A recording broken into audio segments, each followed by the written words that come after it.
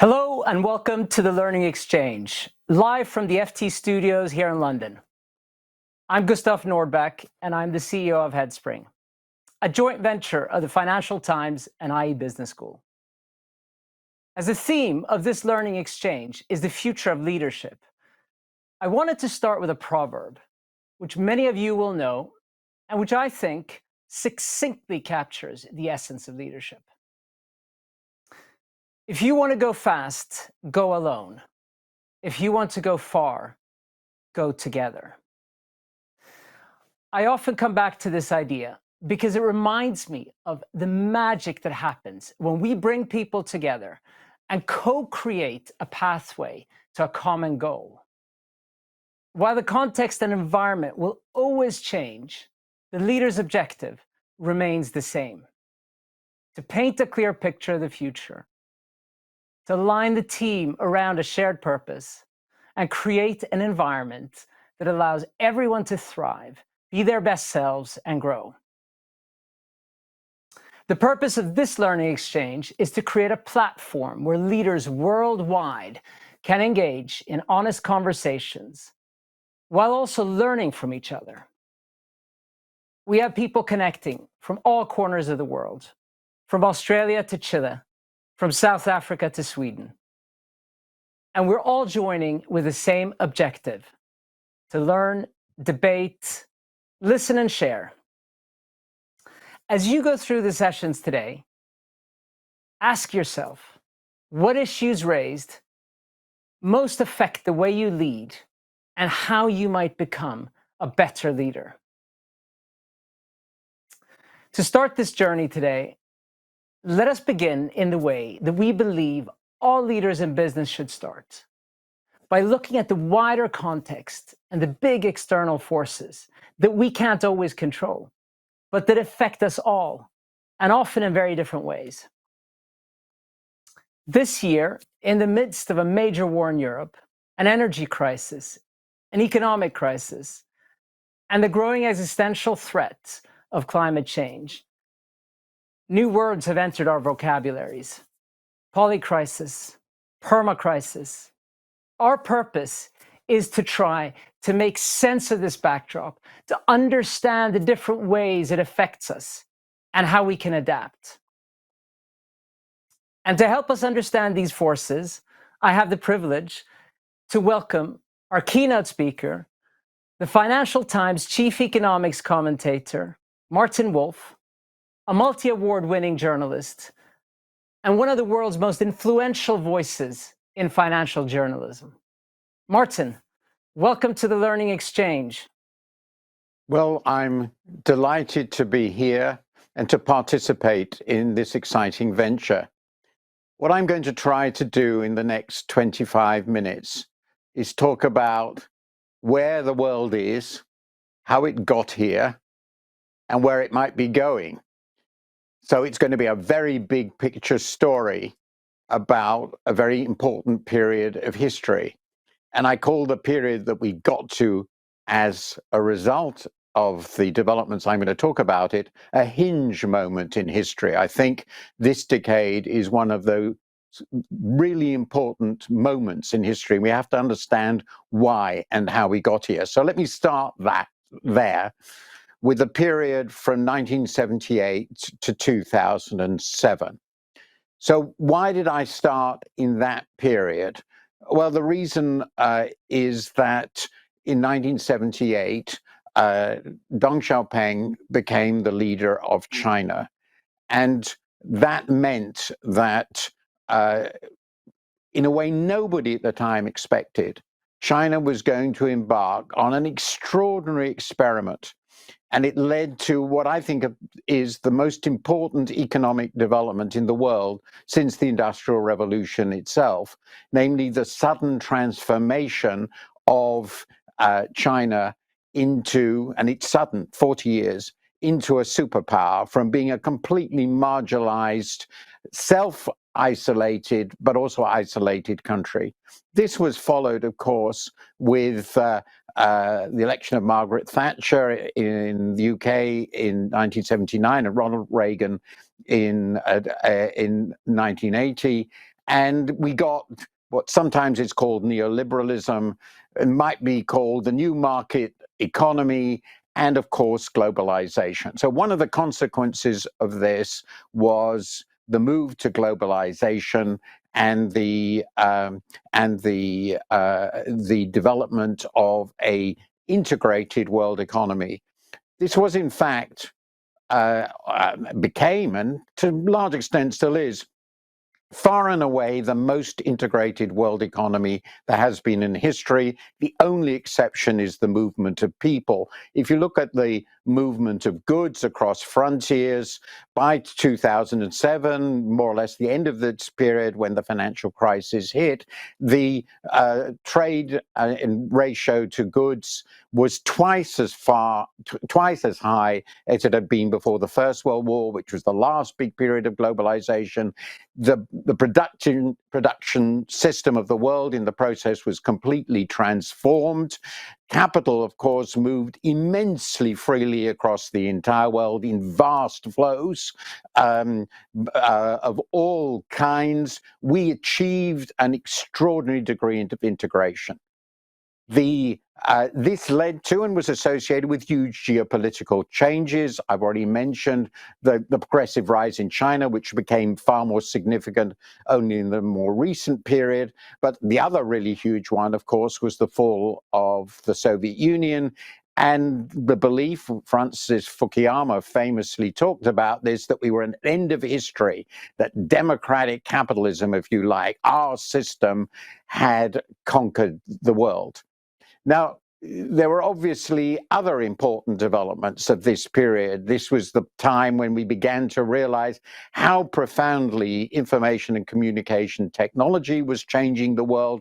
That indeed is, in large part, what allowed the integration of our goods sectors so profoundly, the unbundling of production chains of across the world. The supply chain phenomenon that we've got so familiar with really started as a result of that. But there were also some real downsides in this period.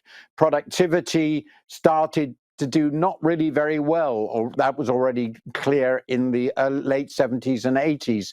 It's been a paradox. I think it's an explicable one, but it's a paradox that while technology has moved forward so much, productivity has not done so.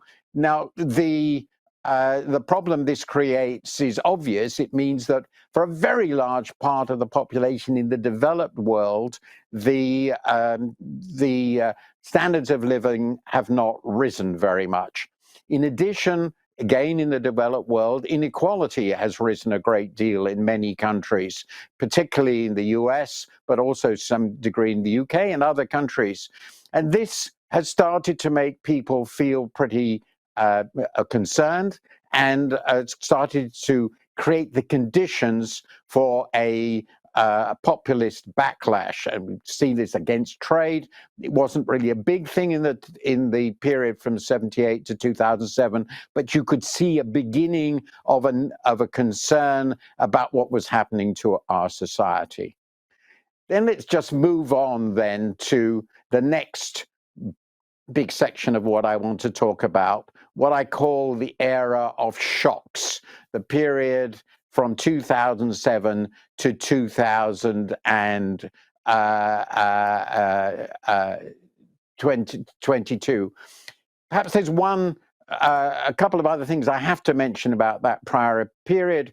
Of course, it was the era when we began to be really aware of the sustainability question.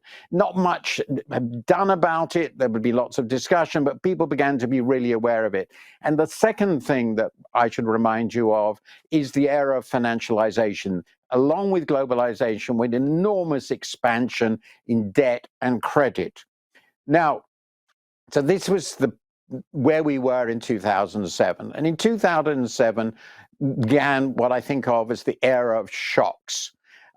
And one of them is directly related to what I just talked about, this enormous expansion of credit and debt. associated with a really rather remarkable phenomenon, the export of capital, particularly from China to the West.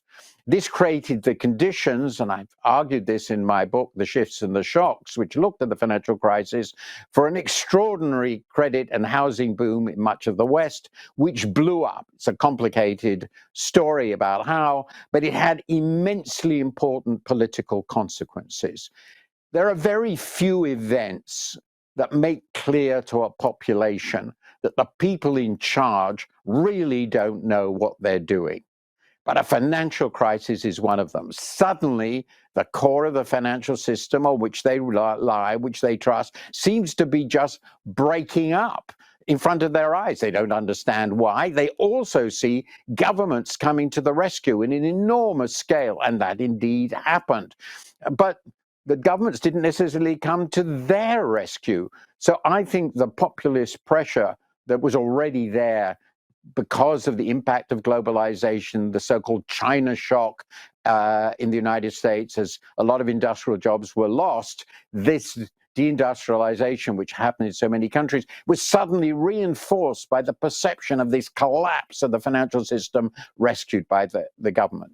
This is a loss of trust, a loss of confidence in the elites in charge, had very profound consequences. It means that once you stop believing in elites, then populist politicians come along and say the elites can't be trusted at all. You should reject the elites of the left, the university-educated elites, the commercial elites. Trust in me. Just trust in me. And of course, whatever I say, and you could see this happening, in my view, it's pretty obvious in the US with the election of Donald Trump and also in the Brexit campaign here. This breakup of politics, the old established orders and elite of elites, was transformed in a new era of populism, mutual suspicion, of course reinforced by another aspect of our new technologies, namely the new media. Now, I've talked about an era of shocks, and there have, of course, been two more very, very big ones in just the last 3 years. The pandemic, COVID, and now the Ukraine-Russia war and the clear emergence of what seemed to be two opposing blocs. COVID was not, in a way, it was a shock. And it was a surprise that it happened then, as it were, but we've known for a long time that pandemics were possible, possibly even likely. But we never knew quite what it would be like, and we didn't know how it would hit us. The interesting thing about COVID is that its economic impact in the short run was much bigger than people would have expected. There'd been analysis of pandemics before, but nobody expected such deep recessions. But on the same time, the governments did, particularly in the developed world, not in the developed world, come to the rescue in a very, very big way. And above all, the vaccination program was much quicker and much more successful than most people expected. So one has to regard COVID as a success, the treatment of COVID as a success. But meanwhile, the Ukraine-Russia war and the tacit backing by China of Russia has made very clear the other huge development in the era of shocks, which is the emergence of an increasingly hostile relation between the two superpowers, with the US and the emergent superpower China, shown in the election of Donald Trump, continued under Joe Biden, a bipartisan agreement on that China is an enemy. And of course, it's probable that Russia would not have started the war in Ukraine without Chinese tacit backing. This, of course, has enormously increased the economic problems of the world, exacerbated the inflation that came out of COVID already, created an energy shock, an inflation shock, and a food shock across the world. And finally, as I said, we become aware of the climate issue very significantly before 2007. We already had the Kyoto conference in 92, but we have become increasingly aware that we're not actually, despite all the words, getting on top of it. And a very significant part of the younger generation are feeling that those in charge are bequeathing a planet with unmanageable and irreversible climate disaster baked in. So the era of shocks has been very traumatic. And now we are, to look at the third section I want to talk about, where we are now, what we have to do. We are in what is being called a polycrisis, or the great unraveling. What I think of as a great unraveling? The immediate, we have the energy, food, and inflation shocks. We have a possibly temporary, maybe not end, of the long years of free money with the associated huge financial risks. Nobody knows quite how long that will last. I think inflation will be brought under control, but the risks are very, very significant. So with this sudden transformation of the world financial environment, we, of course, have the obvious risks of superpower conflict and the concern that deglobalization, which has been avoided since the financial crisis, globalization just stopped. It didn't reverse. The question is it going to go into reverse? What will it mean if we try to go for friendshoring or bringing supply chains back home? Is any of that realistic? Nobody really knows. But we do know that the World Trade Order and the World Trade Organization has not really functional. And of course, people are really concerned about the risk of war. We've already got it in Ukraine, and there's a lot of concern. Well, what will happen with Taiwan? So what do we have to do? I think we have to understand, and this is a world leadership problem in which everybody is involved, we have to sustain global public goods. We have a common responsibility for achieving a sustainable economic system, a sustainable planet, preserving peace, and that means preserving cooperation. We cannot afford anything like a repetition of what happened during the earlier years of the last century, which was 45 years of disaster. I've noted in a recent column that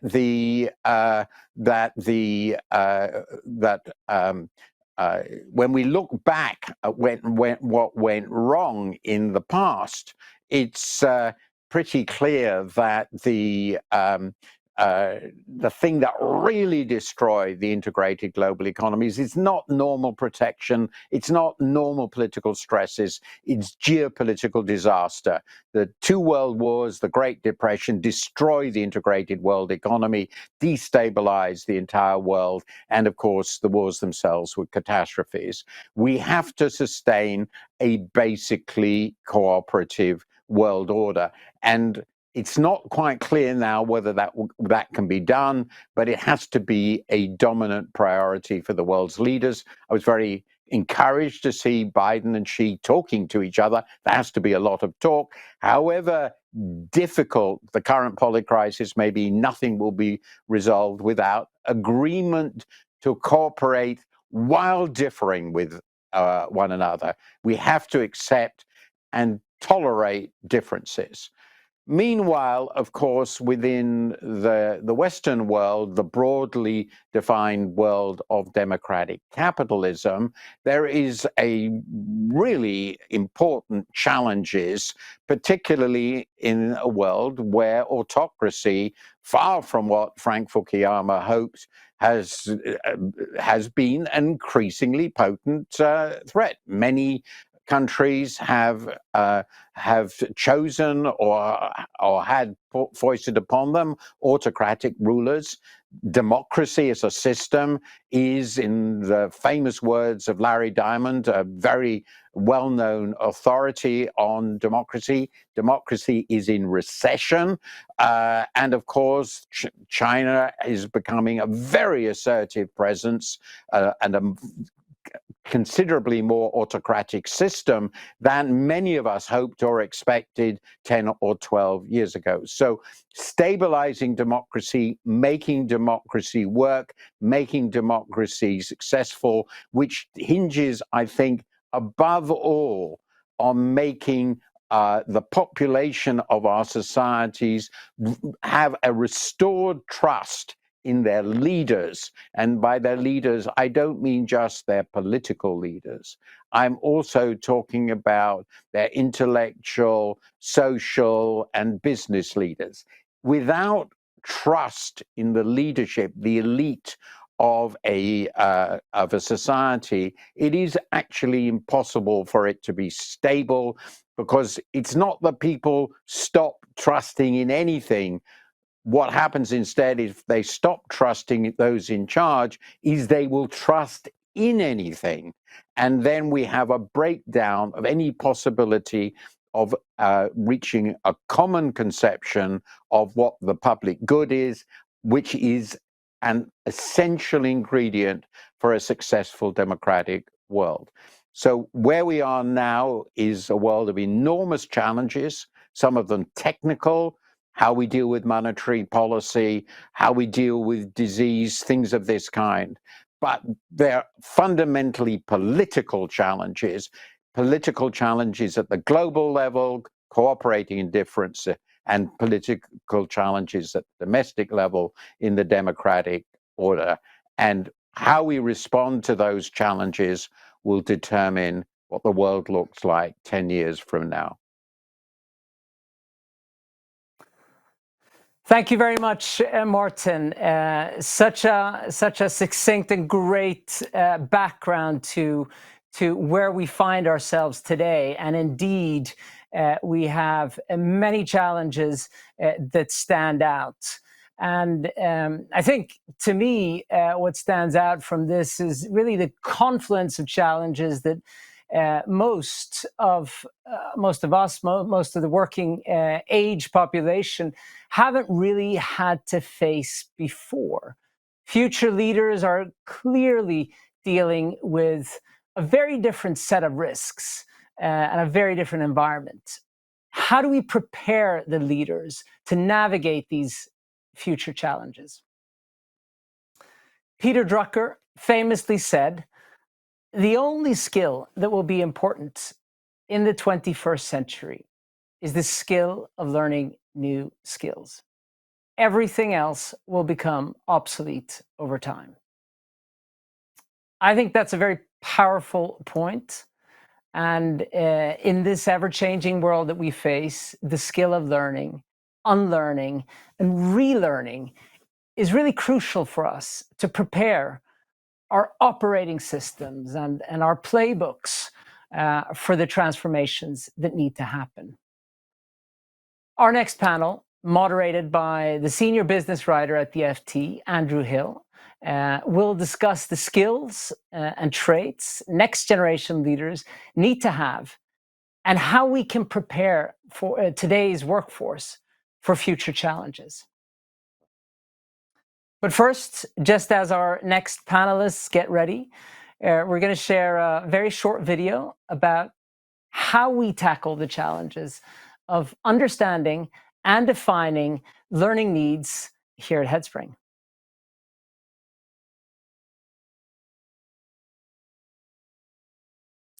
Here at Headspring, when clients approach us, they usually come with a problem.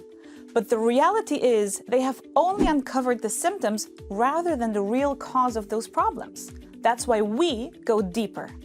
We believe the first step to successfully creating change is to identify the deep-rooted causes of performance gaps.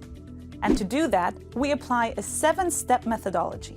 The first step is to align learning objectives to the business strategy. And then secondly, define what success looks like. Step 3 is all about personas, while step 4 is all about identifying their learning needs. After that, we work with the clients to understand what kind of learning cultures they have in place, as well as identifying which tools and methodologies are right for them. Finally, it is important to define boundaries and run a complete stakeholder mapping. Uncovering deep-rooted problems can be uncomfortable and challenging, but it is an essential step in taking the right learning and development decisions and making better informed investments.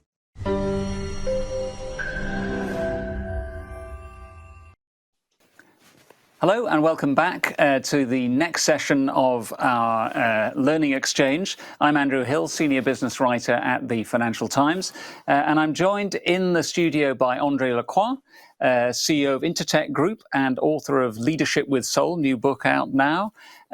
Also on screen, Kelly Beaver, CEO UK and Ireland for Ipsos, the polling company and research company. Imad Al-Ablani, General Manager and Head Group Human Resources at NBK, National Bank of Kuwait, and Nancy Borneman, HR Director and Global Learning and Development Head at Endress and Hauser, the manufacturing company. Welcome to all of you. We're going to talk about next generation leadership, as Gustav explained. And we're also going to, I hope, make this a very interactive session.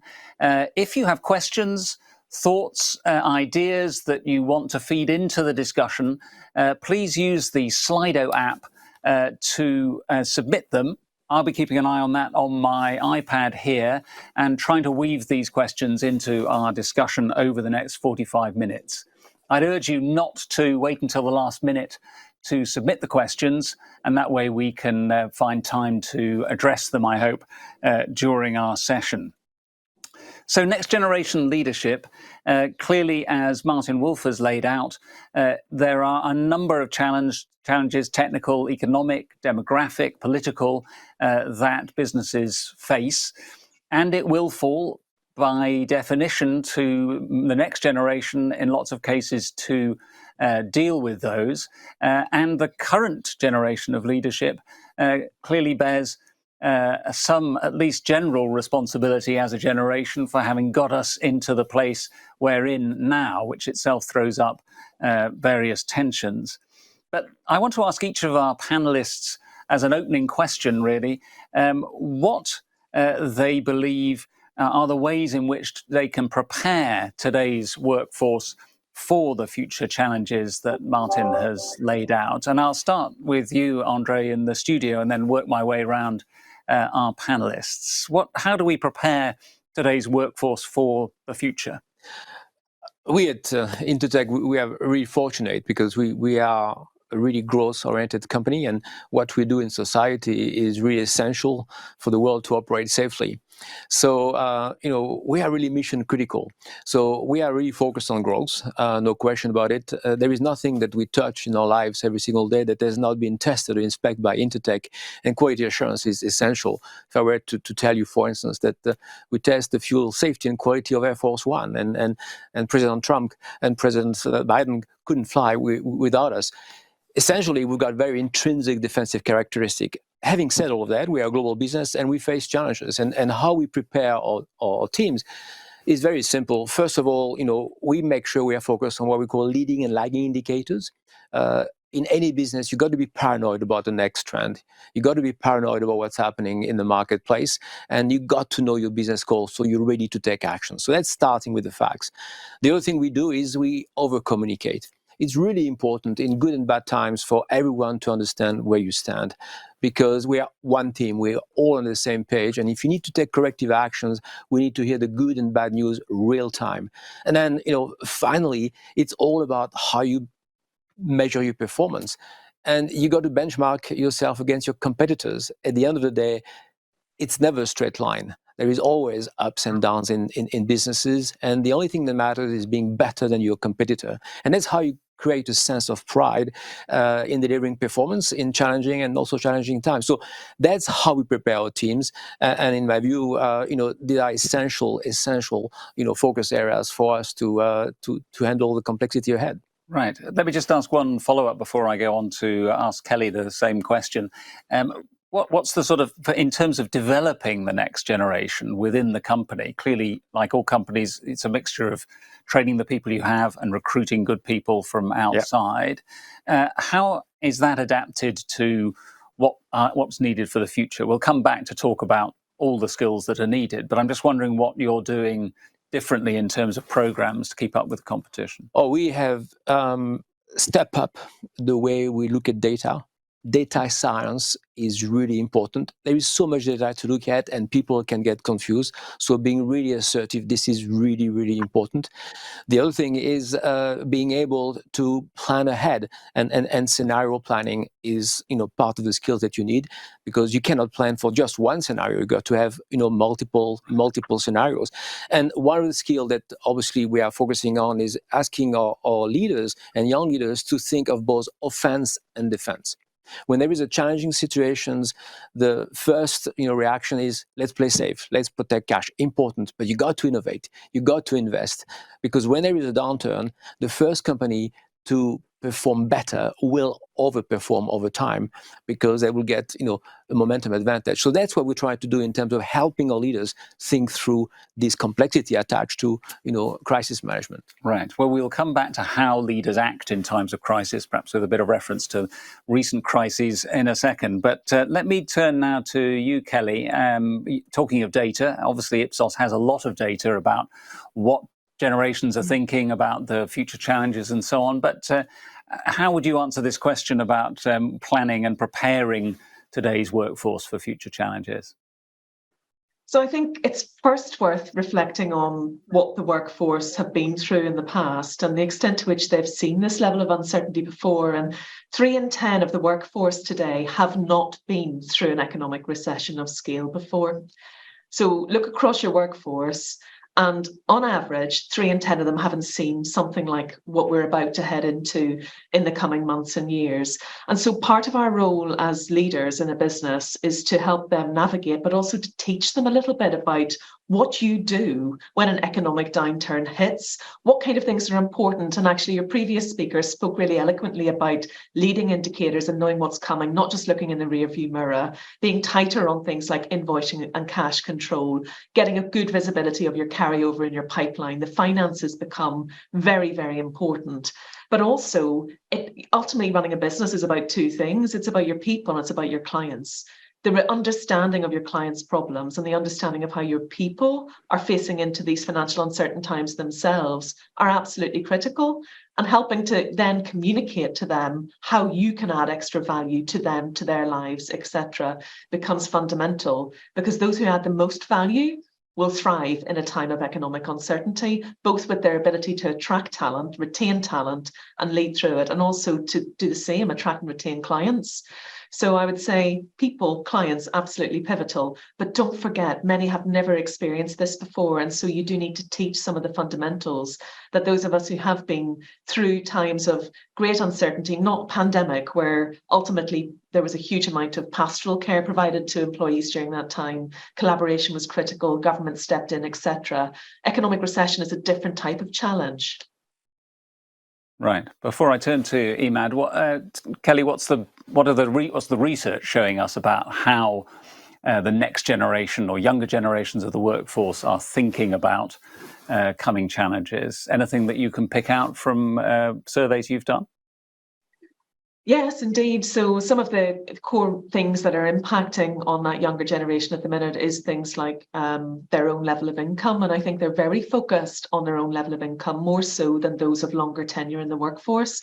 Gen Z, which is the group that have come into the workforce most recently, and all of those younger millennials as well, are the ones who haven't experienced this sort of economic recession before. But they're also the ones that are most concerned about the personal impacts and less aware, perhaps, of some of the wider organizational impacts and how they can be equipped to help companies work through this time. And that's what I meant about giving them really basic things that they can focus on, actions that they can take in a time of crisis to have a positive impact.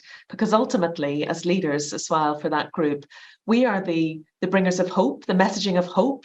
And for that generation, there's huge opportunities to innovate, to learn. In times of crisis, that's when you learn the most. And so there's a huge opportunity for that workforce. And I don't think they are fully abreast of the upside also for their own personal development from an economic challenge point. Right, always hard to see the upside when you're in the middle of the crisis, of course. Emad, let me talk to you for a second about this. How is the bank preparing the workforce, particularly the next generation of the workforce, to meet the challenges that Martin Wolf and Andre and Kelly have all referred to? Actually, you should first start to understand the current workforce that you have.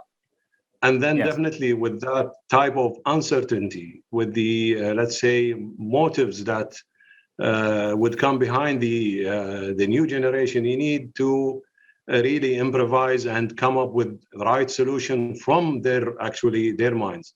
Meaning that you put those people in the middle or in the center of your solution and come up with solutions that really keep them stick with the organization. By saying that, definitely, we saw that the current generation actually would like to see a development opportunity, more upskilling their skills. So we invest heavily in training and development intervention for those people. Yet we need to communicate their career path clearly, actually. So the current generation, if they don't see their path as let's say, from clarity point of view, as well as a commitment, if you do that, you will receive this. Definitely you will face challenges in retaining them. So by doing that, actually, you need to do it in a more accessible way, because at the end, you cannot control the attrition rate. No matter what you have do or you did for those generation, there will be an attrition. But you need to clarify them. If they decided to leave you, what they are going to leave behind. And this is the employee value proposition that we would like spread and clarify it to the new generation. Right. I mean, just to come back to you on that, Imad, is there a sense that you have that with the generation that's coming into the bank now, that you're looking at shorter tenure, shorter stints at the bank, and they're coming in with the idea that this is a 3 or 4 year part of a much longer and more varied career with more employers than their predecessors? Absolutely. Actually, first of all, we need to accept that their tenure in the organization would be shorter than before. And as much as you keep them engaged and feeling the purpose of their, let's say, exist within this organization, then definitely you will manage to extend that period as much as you could. And with accelerated, let's say, career path, definitely, I think that generation will be stick to the organization. Right.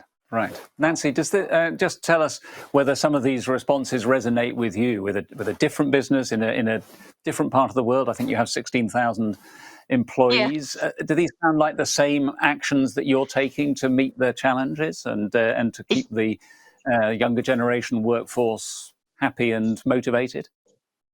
Yeah, I mean, absolutely. From a leadership perspective, we do talk about having the capability to continue to do sense making, and sense making not from the perspective of tunnel vision, where you're very focused, bringing in your intellectual intelligence and looking at the business, but actually opening up and really sensing what's happening out there from the outside in, and the impact that brings within your organization. So I think that's one thing that's really important, particularly when we look at the world and how complex the world is. So this perspective of complex systems and also business ecosystems, it's really, really important to make sure that you're looking broad and sensing what's going to be coming in the future. So it's kind of like this perspective of being future ready and what are the things that you need to do there. And what comes out of that is definitely two things.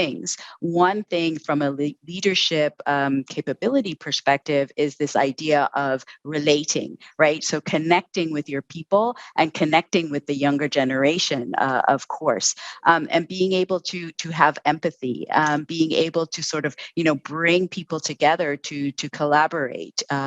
These types of perspectives are really, really important.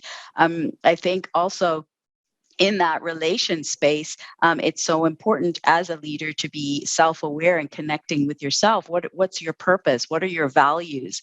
What are your key principles? And that really needs to be tight and key with the business and with the people. And then the last part that I wanted to really iterate based on all those perspectives, you're dealing with people, you're working with teams, and the perspective of diverse teams is really important as we move forward to be future ready, because the world is changing. The world is so dynamic. So how can we look at teams and make sure that we have this agile and adaptive view and way of working? So this is that addition of new ways of working and looking at teams, and the fact that teams should be smaller. I mean, you know, there's a quote from Jakob Morgan who says, "Hey, listen, if you cannot feed a team with 2 large pizzas, then your team is way big. It's just too big." So you want to have smaller teams so that they're more nimble, so that they can move faster and move quickly as the environment changes. And that's real tough for leaders, because it means that leaders need to empower. They need to let go. They need to enable the younger generation or these diverse teams to make their own decisions, to have iterative processes, to experiment, and to try things and then keep going. So I think those are the aspects that we're looking at in a production, a manufacturing organization. That's really important for us to be able to be ambidextrous, to innovate and be fast at innovation, close to the customer, so that those customer journeys, but then also to be efficient, leveraging, someone mentioned data, for example, data and automation and these types of things. So. Right. Yes, that's. I mean, the two pizza rule, I think, is one that Jeff Bezos has also put in place at Amazon, Yes. isn't it? That's right. We've obviously come through, or are coming through, a particular crisis, the pandemic, and there is this sense of sort of perma-crisis, perpetual crisis, that just as you think you've got one behind you, another one comes along. So I'd just like to touch in with each of you a little bit on how you have led through the recent crisis, or the recent crises. I spoke at the beginning of the pandemic on a similar panel about the difference between the sort of acute phase of the pandemic, where we were all scrambling to react and get into lockdown with the correct equipment and the right mindset, and re-establishing processes in a very odd and unprecedented situation, and the sort of chronic phase, which arguably we're still in, where we're coping with, you know, the challenges of hybrid work, the other crises that are coming along, both the long-term ones and the shorter term, from climate crisis to war in Europe. I mean, these all require different types of leadership, Andre, but just wondering if you can pick out a few practical examples of the way in which you perhaps reassured. Nancy talked about sense making. Yeah. How did you deal with your team members, particularly the ones, as Kelly mentioned, who haven't been through anything? Well, none of us have been through anything like this before, but those who were experiencing these types of crises for the very first time. Absolutely. We do run a leadership course at Intertek, which I basically run with my colleagues, and I spent quite a bit of time on crisis management, what I call turnaround management. And the simple principle is that in any situation, the operating capability of the business needs to be in line with the business complexity. And when you have a crisis, typically it's because, as Martin was talking, there is a shock, or sometimes multiple shock, impacting your company and increasing the complexity immediately. And what I advise our team to do is first peel the onion, really understand the situation. Not every crisis is going to be wasted. There will be opportunities, and try to come up with short-term goals that will create a sense of hope, so that people can see in your team the light at the end of the tunnel, and you can measure immediate success. The other thing that I try to help my colleagues, think about is, the importance of rescoping, reframing, prioritizations. Complexity means you could be overwhelmed. So focus on fewer, actions that are going to have a big impact, that you can really make a difference with your business very quickly. What I call that is fewer, bigger, faster. And the final advice I give to my teams, based on my experience, and trust me, I've done a few crises, the mad cow disease at Burger King, or 9/11 at Euro Disney, right, or the automotive industry with Inchcape in 2009. We had a big, reduction of demand, and recently COVID. You've got to be the chief energy officer. You've got to be present. You've got to be close to your team. You've got to increase your frequency of communications. During the first 6 months of COVID-19, I would do a weekly podcast to the entire organization to let them know what was happening that week and what we're going to do next week, because the short-term, focus is really, really important. And then share successes, recognize, celebrate quick wins. The more you can basically market your quick win internally, the higher the energy is going to be, and that's going to help you deal with the unexpected. So these are the few advice I give to our team. Then suddenly this is what I've been practicing for many, many decades. Right. Just a question. I mean, I was at a conference last week on management where one of the CEOs on a panel there said, you need to be absorbing the anxiety of your team and emitting energy as a chief energy officer. I thought, well, that's so exhausting. I mean, how personally do you cope with that? If you're absorbing a lot of anxiety and you can't ignore it, how do you get over that personally? What was your sort of technique? What is your technique? Well, my experience is, as a leader, you give and you get energy. Of course, you have to give energy to your team. You are the chief energy officer. But if you're authentic, if you're genuine, if you care for your people, which is obviously the subject of the book you were referring before, you get a lot of energy. Right. And the biggest source of energy for me is when I see my teams grow. I see people rising to the challenge and doing the things they would not even think of doing a minute ago. And that's, how you get your energy is by, sharing successes and achievement through your teams. Right. Kelly, as the other CEO on the panel, I mean, the point that Nancy mentioned was about making sense of the crisis. What I'm wondering is, at what point, perhaps in any of the last 2 or 3 years when we've been heading into this sort of series of crises, how easy is it for a CEO to say, I just don't know, in answer to the question of what happens next? I mean, Andre talked about scenario planning. That's a way of obviously testing various approaches. And as I understand it, during the crisis, CEOs spend a lot of time obviously running new scenarios. You'd have, best outcome, medium outcome, worst outcome, and then perhaps everything got worse and the best outcome was then your medium outcome and so on. I'm just wondering about the power of saying, I don't know, and how sparingly or often that should be admitted by a CEO during a crisis. I think at the beginning of the pandemic, I'll tell you a story. At the beginning of the pandemic, one of the first things I did was bring my senior management team. First of all, I was telling them to go home from early February because we're a global business and obviously we saw what was happening in China. And most of them were telling me I was mental and this wasn't going to happen. And I was really worried at that point in time. And when ultimately we locked our teams down, which was a week ahead of when government in the UK moved to do it, I did a briefing call with all of my senior leaders. And my daughter interrupted the call. She came running in behind me. And the fact, I got so many messages after that about the humanity and the authenticity of the messages that I was communicating, which were, this is what we do know, and this is what we can do as a senior leadership team. I need you speaking to your clients. I need you speaking to your team. I know you can't see them visibly, but I need you to have small group conversations online and one-to-ones ASAP with as many people as you possibly can. These are things that are in your gift. We don't know what will come next, but if we work together as a team, we will be able to have the best outcome for us individually and for our business. And the fact that I couldn't say what was coming next, but I could give them purposeful hope and actions to take. People want to help. In a crisis, your workforce is bought into your organization. They want to help see it through with you, but you need to give them an idea of what is feasible and how to do it.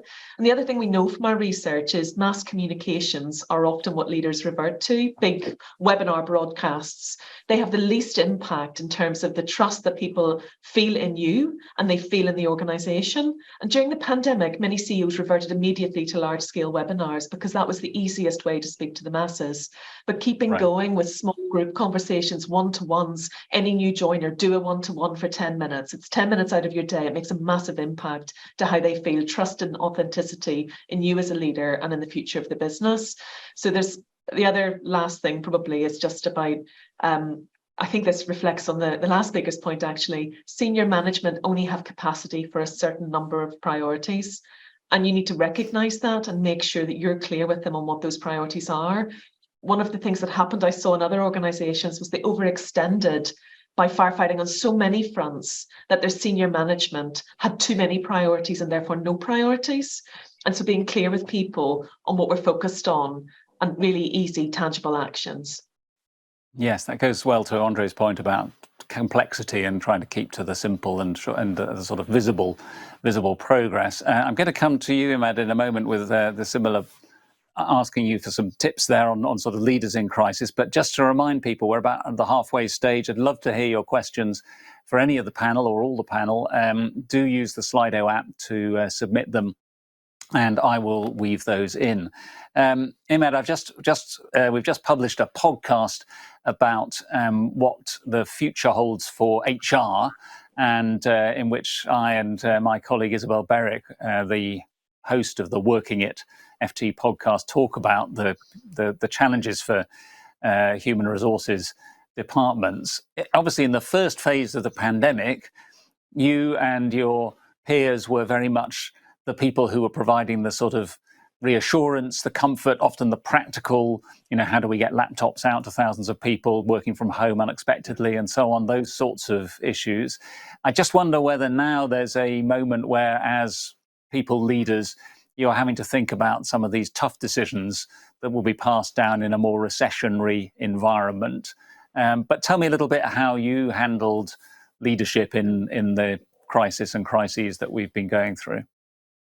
Yeah, thank you. Well, we were a bit fortunate that we, prior to the pandemic, because of the, let's say, the geographical footprint that we operate in, which is sometimes there is a tension, a political tension very nearby. We used to run scenarios for business continuity and so on. But let me tell you the truth, when pandemic hits us and hit the world everywhere, I think the CEOs or the senior management in MBK was brave enough to say that, Imad, we are going to run the business from, let's say, financial perspective, but now you are the CEO of human resources. So you tell us what should we do, how to deal, how to react, how to really provide you with the support in order to reassure, let's say, the employees, while there is a huge ambiguity about how to deal with the situation. So I cannot tell you how hot the seat that I used to sit in, because I felt with high responsibility in order to provide them with a solution, how to, let's say, mitigate the risk, how to shrink the teams in order to run the bank. At the end, our country requires to import medication, food, you name it. So we kept some of the business line operated with the minimal, let's say, workforce, and as well as from home. So you can imagine to provide, let's say, or prepare the needed laptops, the needed VPN accesses for those people. You know that the financial sector is very sensitive when it comes for financial transaction. You need to be risk averse and be sure that when you do any type of transaction that you avoid any, let's say, fraud or fraudulent attacks and so on. So I think my capacity as a leader at that time, it started to be built from the way on how to spread the responsibility. Actually, creating small teams will provide you with a quick response, quick feedback, actually, and take the right decision at the right moment and achieve the expected, let's say, best result within the available resources that you have. So I think it was small groups of teams. We created the right, let's say, communication channels. Even let's say the workforce, we kept them engaged with our senior manager through different, let's say, communication channels like Instagram, videos, WhatsApp, and you name it. So we kept our employees very close to each other. We dealt with the circumstances as we, let's say, managed to do so. Right. Nancy, turn to you. I mean, this question of getting feedback, obviously, when we were all remote, it was harder to do. In some respects, as Kelly mentioned, people defaulted to mass communications. To Imad's point, how did you find ways to know what was going on, essentially? I mean, the keeping that communication open that might have been done in a sort of intuitive, automatic way if you have people sitting around you. So the nature of our company, as I mentioned before, we're a manufacturing business. So number one, we have, let's say, knowledge workers, but we also have people in production. People who needed to go in, yeah.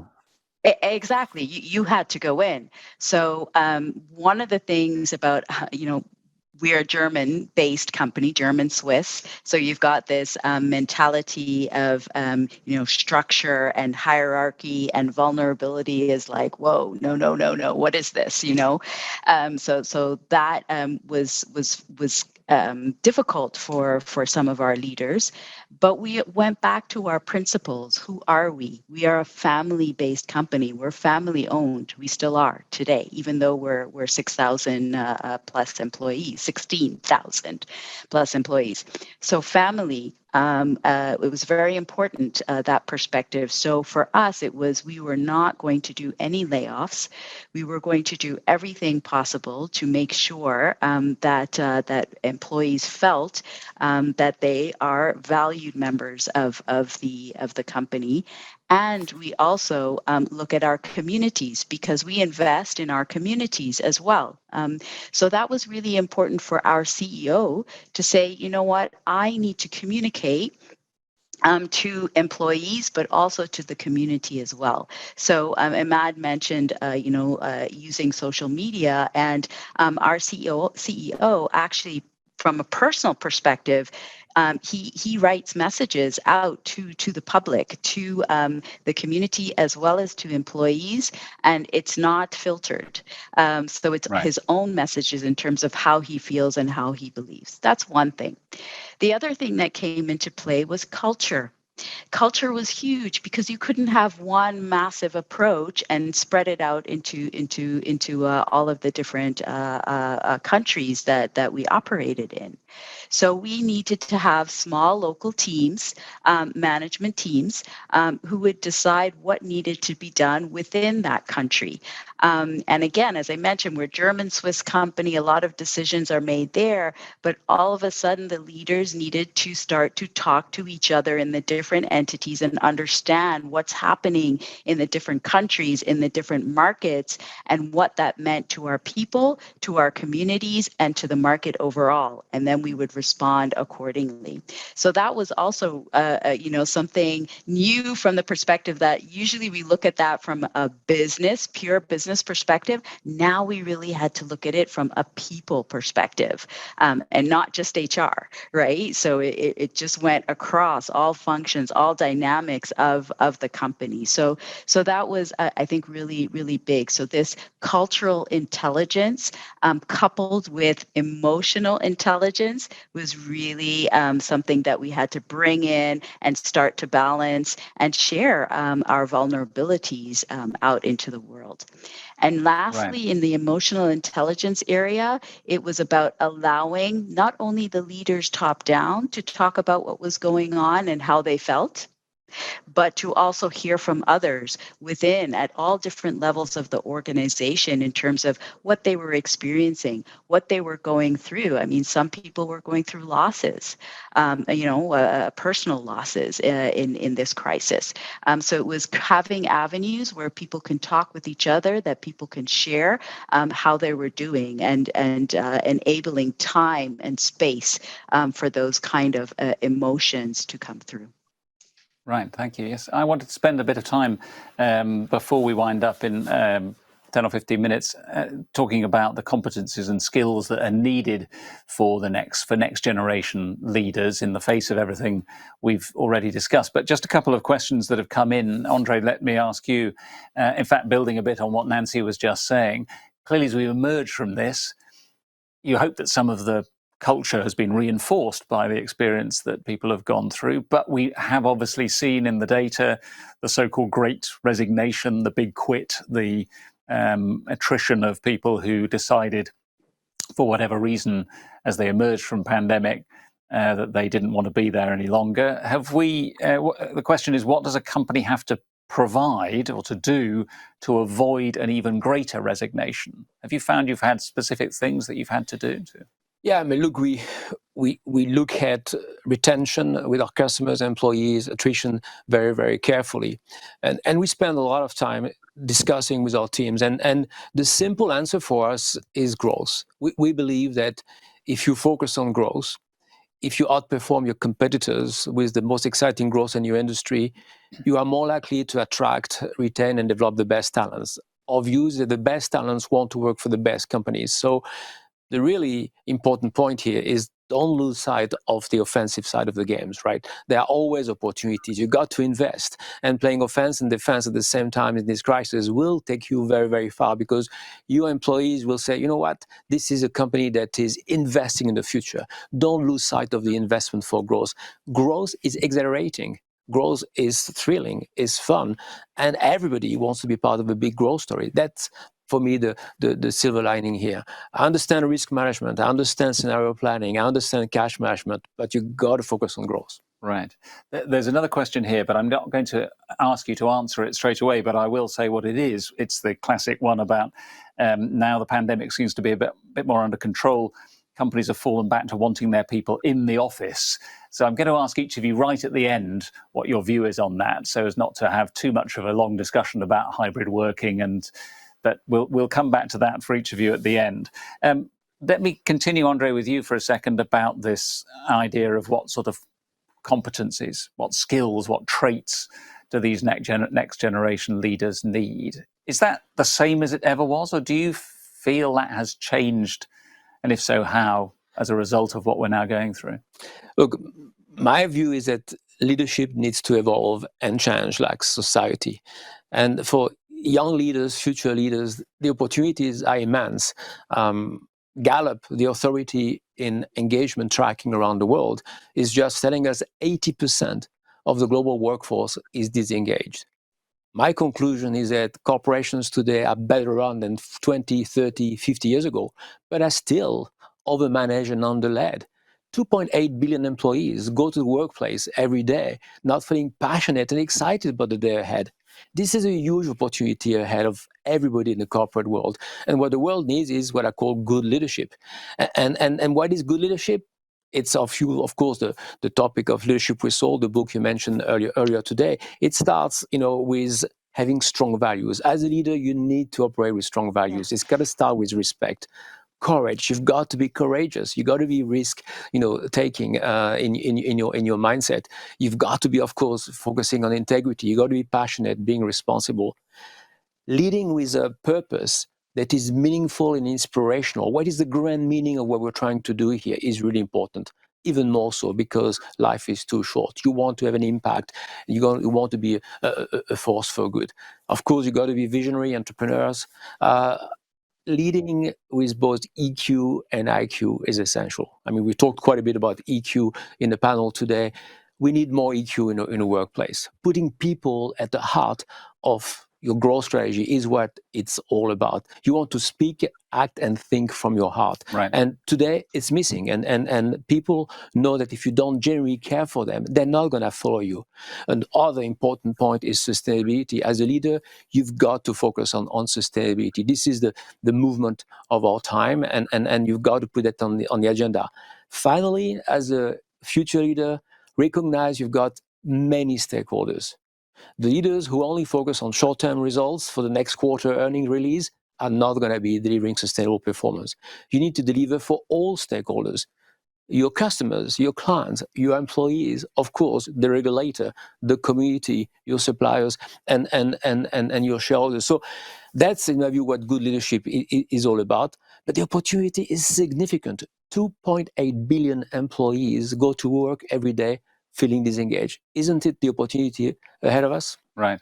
Nancy, I'm going to come back to you because you mentioned culture when you in your last answer, and when we were preparing for this panel, you also talked about IQ and EQ and CQ, culture quotient. Yes. Anything else you'd like to add on that? On top of culture or another? Another well, one. either explaining a little bit more about the cultural quotient, the CQ part of this, or alternatively adding to any of the traits that Andres mentioned. Yeah, hey, culture is such a big part of what's happening in our as we move forward with our world today, and the different markets that we have, and the fact that the way you operate in one market from a cultural perspective is very different from another, and you need to make tweaks and perspectives from that perspective, from that viewpoint. So when you operate at a global level, you also need to be aware of local needs and local requirements, whether it's products, whether it's ways of operating, and so on with people. But I think another one that is really important is what we call spiritual intelligence. And I'm not just talking about, Om and, going into a state of, not that. I'm actually talking about exactly what we were mentioning before, purpose, right? Values, principles, because when you know that and you know what you stand for as a leader, this is how you can build credibility. This is how you can lead with integrity. This is how you can do what you commit to as a leader. And then also be vulnerable and start to kind of let others, empower others to make decisions, to experiment, to make mistakes and learn and grow as an organization into the future. I think that strong sense of purpose is so incredible, and that's what I mean when I talk about this spiritual intelligence. And then with that is this agile mindset, and what I mean by that is, as a leader, being able to accept differences, being able to leverage different ideas, we talk about diversity and inclusion. This is so important. This is in this critical space. So from a leadership development perspective, an example is you take your leaders and your leaders in Germany, for example, and you send them to China in the production environment there, and you have them see what the differences are in terms of that production environment to build that agile mindset, right? You take leaders and you say, listen, for 1 year, you need to volunteer for an NGO. And why? Because all of a sudden they have to lead without authority. It's no longer this top-down, I tell you what to do, because now you're dealing with people who have different views, different perspectives, and they don't report to you. So then all of a sudden you learn how to be more agile in your mindset when working with others. And so I think these types of things are really important for leaders and developing leaders. Right. Emma, do you want to add any traits that you haven't already heard mentioned, or maybe emphasize any of the ones that have been mentioned? Yeah, actually, I think the secret would be with the adaptation. Adaptation should be really one of the competencies, or the ability to adapt new, let's say, challenges and understand the future before it comes, and prepare yourself. Because let's imagine that the new generation become the leaders. I think it is burden on them actually to understand and to be ready to adapt the generation after them. So I think that skills should be one of the things that they have to. Right. Kelly, another trait, and then we're almost out of time. I think you've covered a lot. If I was saying anything different, it would just be, if you'd have asked me what the core leadership attribute was 40 years ago, I would have said fabulous problem-solving skills. If you ask me what it is today, I would say fabulous problem-solving skills, because leaders consistently, it's their job to navigate the stakeholders, see the future before everybody else, and ultimately be chief problem solver as well as chief energy officer. Right. That's nice. One last round. There's one sentence from each of you. One on the answer to the question, what's your view on wanting people back in the office? Just a sentence, if you've mandated, or Andre, start with you. We've learned to operate differently with technology. I think this is something we need to keep. but there is nothing better than being face-to-face, resolving problems together and being creative. So we've got to be back in the office and realizing that certain things can be done working from home. Okay, Kelly? We study society and we advise our clients on who everybody is, from a consumer, from a citizen, from what they watch on the television to how they are as an employee and a stakeholder. You cannot do that completely remotely, and you cannot do that to the best of your ability completely remotely. We are a hybrid organization by choice. We're not remote first, we're not office first, we're hybrid by choice. We've got the tech capability to enable us to do that well, but I believe it's very important. Face-to-face contact with clients and with each other is incredibly important. Okay, Ahmad, and everybody back in the office there? Yes, it is actually a mandatory, but yet based on the, it's an available, let's say, option. And I think we need to hit the balance from a well-being perspective. So whenever it requires in a certain, let's say, geographical location that related to MBK, then I think the option is there. Okay, and Nancy, you've already mentioned obviously that you had manufacturing personnel going in. Hey, we're in office first. Right. So office first, because we believe that collaboration is important. Face-to-face collaboration is so important for innovation, and we experienced less innovation when we were working from home, and then it started to come back again as soon as people were in the office. So we actually have, like intellectual property and patents. We can actually prove that it really increased when people got back in the office and started collaborating again face to face. However, having a flexible approach is also important for us. To enable people with different needs to be able to have a little bit of a balance and be able to work from home when needed. Great. Well, we've been hybrid here. We've been flexible. We've over-communicated. We've been empathetic. We've peeled the onion. And we hope have made sense for you of some of the challenges that are happening. So let me just thank my virtual panelists, Kelly, Ahmad, and Nancy. And thank you, Andre, for coming into the studio. Thank you all. Really valuable perspectives on how to lead both through times of crisis and leaders to be bearers of hope, but also some of the key competencies for the future, and the importance of values, culture, and a strong sense of purpose. A big thank you, Andrew, and all panelists for an excellent discussion. And both topic, as discussed, on how to act through crisis, how to lead through crisis, and the future skills. Moving on, I think the next topic, which we already touched on a little bit in this conversation, is the topic that we're all too familiar with, the Great Resignation. And I probably speak for most of us when I'd say that we'd rather have the Great Retention or even the Great Attraction. So how do we make that happen? We know that finding the right balance is complex as employee preferences change over time.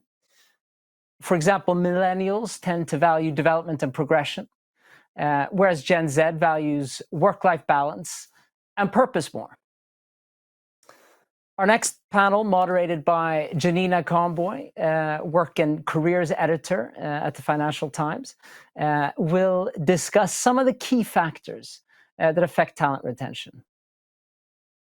But before we jump to the next panel, we have a short video to share our approach to learning design here at Headspring.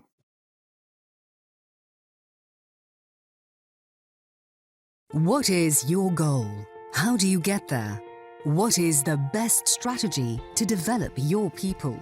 These are some of the key questions that guide us as we shape a custom solution for your business in one of our Design Jams. A Design Jam is where the co-creation of your learning journey really begins. It is an active session, conducted face-to-face or online. It is where our teams and your teams come together to formulate and plan the most impactful initiatives for your business. It is where we start to co-develop a solution unique and fit for purpose. Why? Because good design matters. Because the only way to ensure your investment returns measurable impact is by setting a clear goal and defining clear business and learning outcomes from the beginning. Because even though our approach is 100% adaptable, one thing is always the same. We start with you and your true business needs.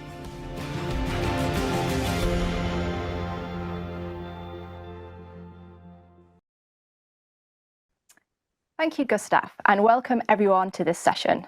We're delighted to have you with us. Whether it's the Great Resignation or the war for talent, a lot of the discussion is about finding the best people and how you attract them. However, once you have recruited the best, how do you keep them, especially in times of economic uncertainty? Following his recent acquisition of Twitter, Elon Musk is perhaps an extreme example of how not to retain employees. 1,200 Twitter staff reportedly decided to quit the social media company after the Tesla owner set a deadline to sign up for his extremely hardcore culture or leave. So how do you get it right? I'm Yanina Conboy, a journalist for the FT's Work and Career section. And joining me today for this discussion are Alexander Veed, Head of HR, UK and Ireland at German software company SAP, Zuhair Al-Maghrabi, Chief Human Resources Officer of the National Housing Company of Saudi Arabia, and Harley Chapman, Talent Acquisition Business Partner at IPG Media Brands. And of course, we would like to hear from those of you watching, so do put your questions to us and we will do our best to answer them. Okay, so how does uncertainty affect talent retention within your businesses? Alex, perhaps you could start us off with how you were seeing this play out? Yeah, thank you, Janina. Well, I think uncertainty, especially in the forms as we have just recently experienced it, it will not go away. It may change its shape and its size, but it's here to stay. And it's going to challenge us in the ways we run our businesses. We have seen an unprecedented global uncertainty when the COVID pandemic made us all rethink our strategies in order to survive and stay successful. But most of all, it made us develop strategies on an instance on how to retain our employees, our talents, the knowledge behind our products, our services and solutions, and therefore the future of our businesses. So I think in order to retain talent, I think we do need an approach that provides, on the one hand, certainty beyond compensation, because compensation and benefits is not the thing that employees today are super excited about. Of course, it's vital, it's necessary. But by keeping up on employees' needs, knowing them well, especially with a focus on where they are going with their goals and ambitions.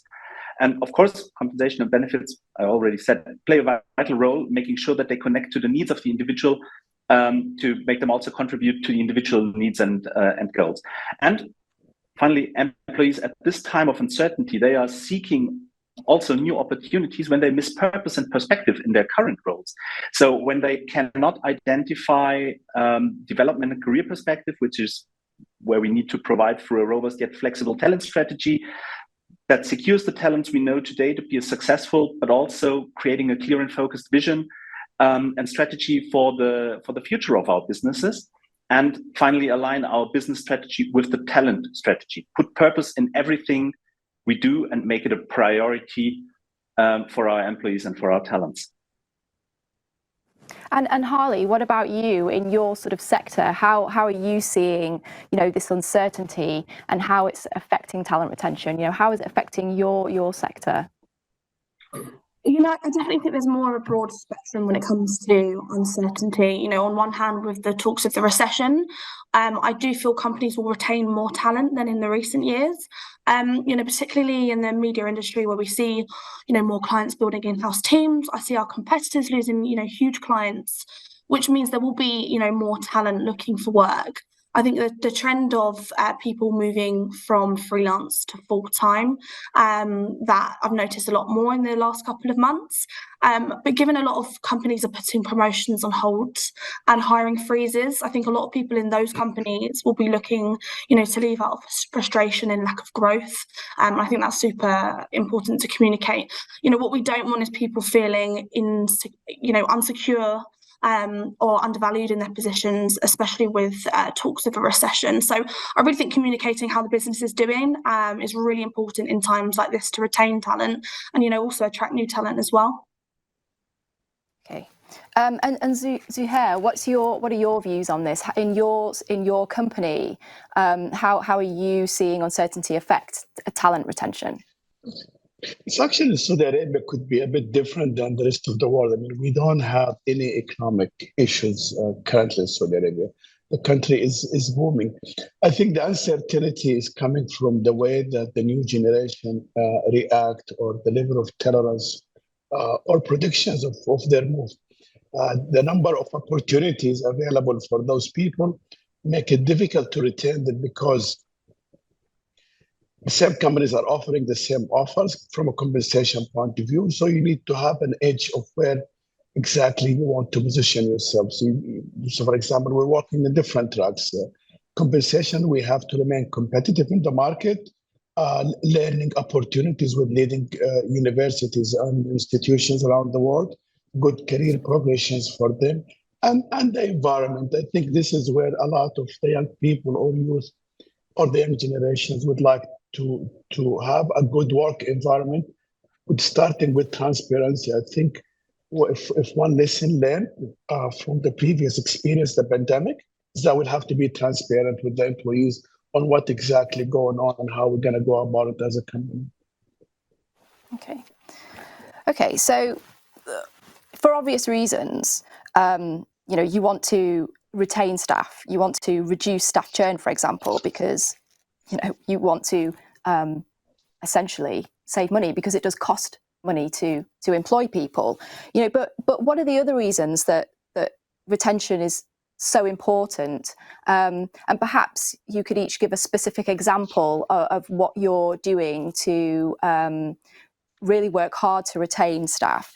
So Harley, perhaps I could go to you first on that one. Yeah, absolutely. I mean, talent retention is at the core of everything that we do. And I certainly feel there's a real hyper focus on it at the moment. Retention is so important.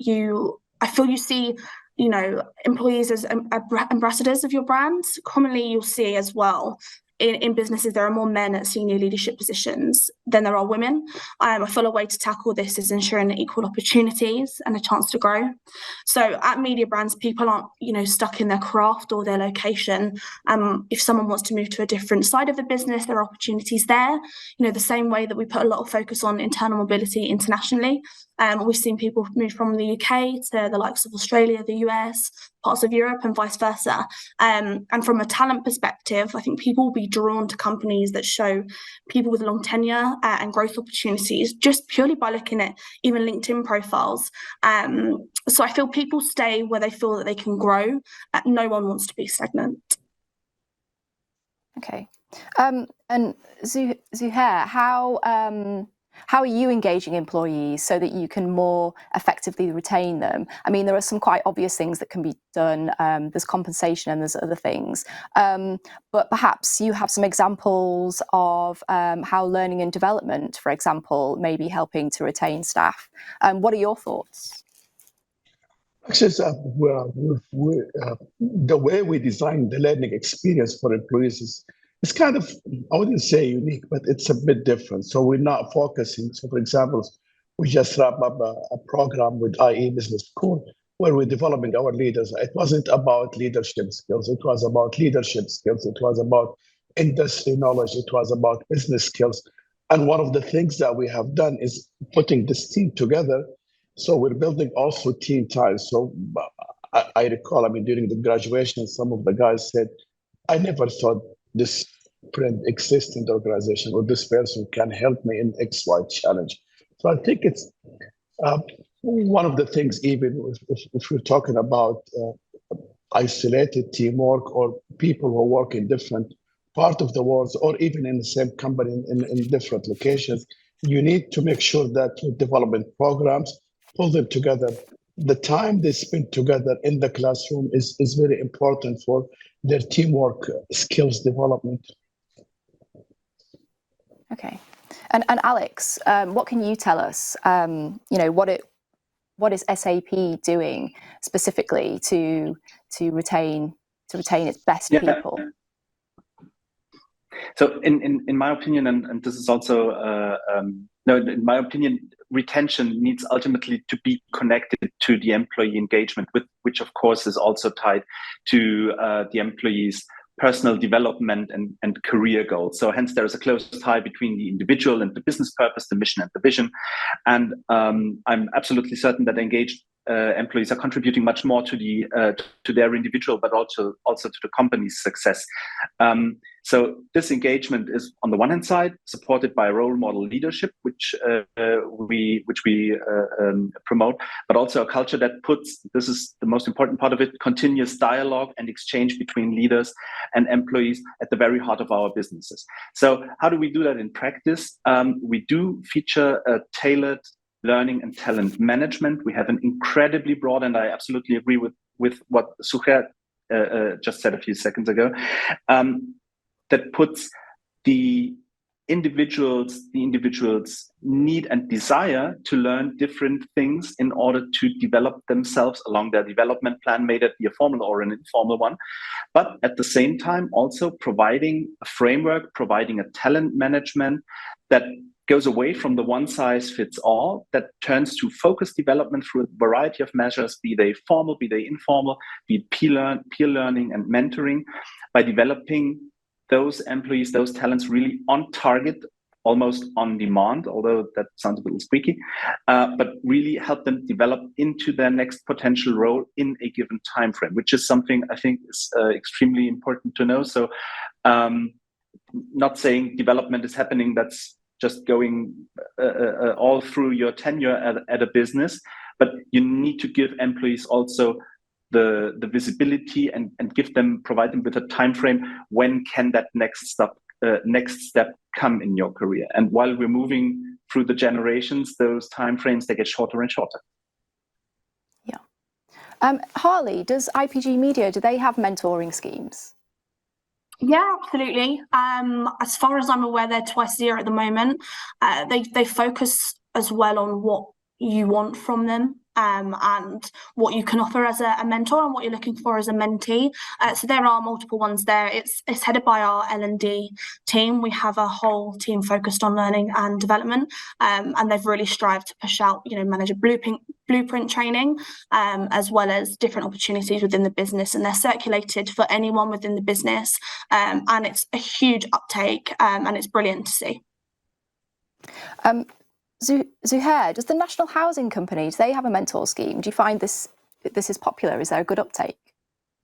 So actually, we just launched what we called Talent Bootcamp a couple of months ago, and one of the segments in this is mentor, because we've realized that one of the things we need to do for our teams is to understand how they go about their career. I mean, sitting back and expecting everything to be done to you is not options. You will have to be, you have to work with someone who would help you realize your potential and how you go about it, whether in a technical or a leadership. So yeah, we developed this, and interesting enough, I mean, the reaction of the employee was extremely positive. We were reluctant at the beginning because we're not sure that people accept this concept, but it works miracles actually. Okay, so on this idea of kind of like really essentially engaging particularly younger talent so that you can help retain them and help them develop their careers. In fact, according to a report by Gallup on the state of the workplace, only 21% of employees feel they are engaged at work. So how critical are good management practices when it comes to improving this? Zuhair, perhaps you would like to pick up on this.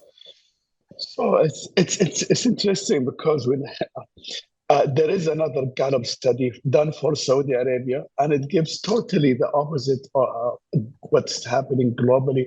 And I'm just quoting some of the numbers. 76% very enthusiastic about their future in organizations in Saudi Arabia, where the Vision 2030 is playing a significant role in guiding the economy. 60% they think their company will contribute to the vision.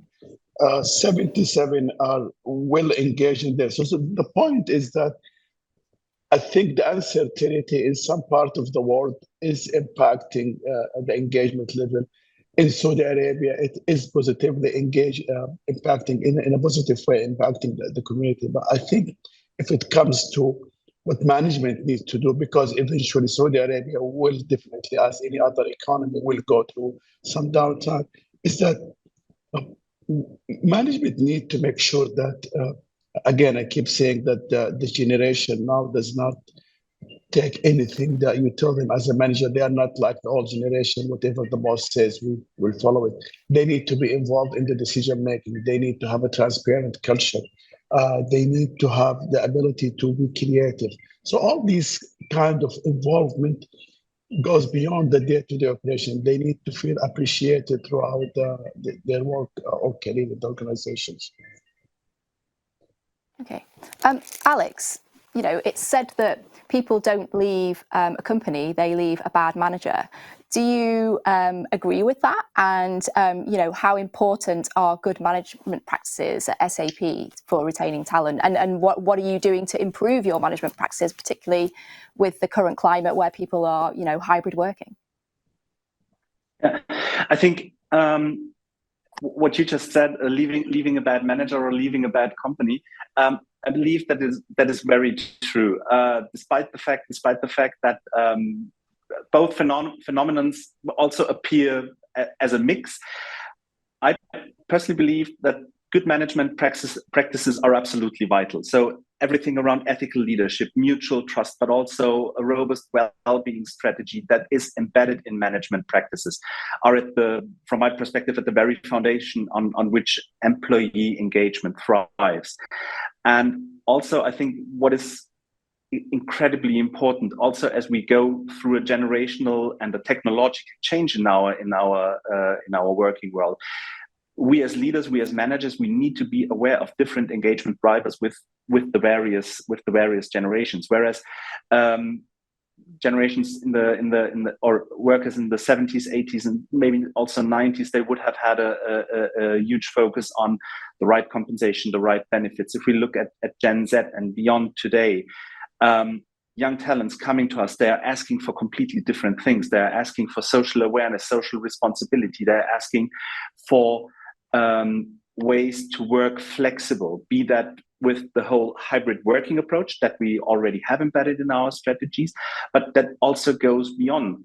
They're just asking to leave the boundaries and shackles that is really keeping talent to unfold. We at SAP, we are strongly investing in employee well-being by putting, first of all, mental health, but also flexibility at the core of our corporate culture and our leadership principles. And that those leadership principles, they are based on agility, on ethics, on inclusivity, accountability. So that also goes in the direction that Suhair just mentioned, to give people transparency and connect all the operations to strategy. We make sure to do the right things and live by those values. Okay, Alex, perhaps you want to come in on this idea of good management practices and how they play a role in retaining talent. What's your company doing to improve these practices for more effective teamwork, those kinds of elements? Yeah, so if you could just give us some insight. I believe the evolution of those management practices, they can only happen through a bilateral dialogue. So we need to be listening, understanding, and acting on the feedback we receive from our employees, but what we also receive from our leaders, of course, also influenced by business and technology trends. But for example, this principle of listen, understand, and act. We followed duly through a regular staff survey that we conduct, which is called SAP Unfiltered, because we really want to have the unfiltered opinion of our employees. The recent one has just been completed in November, and results will be released in December, where we ask the right questions, or ask the critical questions. What exactly are you experiencing in the line of your management? How do you feel? How do you feel informed? How do you feel being involved in making those decisions? Do you have the authority to make the decisions you need to make in order to be successful and to make SAP successful? Okay, Harley, perhaps you could come in on that. Perhaps you could talk us through how IPG Media is kind of considering its management practices so it can, more effectively retain talent, especially in this time where communication channels have rapidly changed because people are all over the place. So, perhaps you could tell us a bit about that.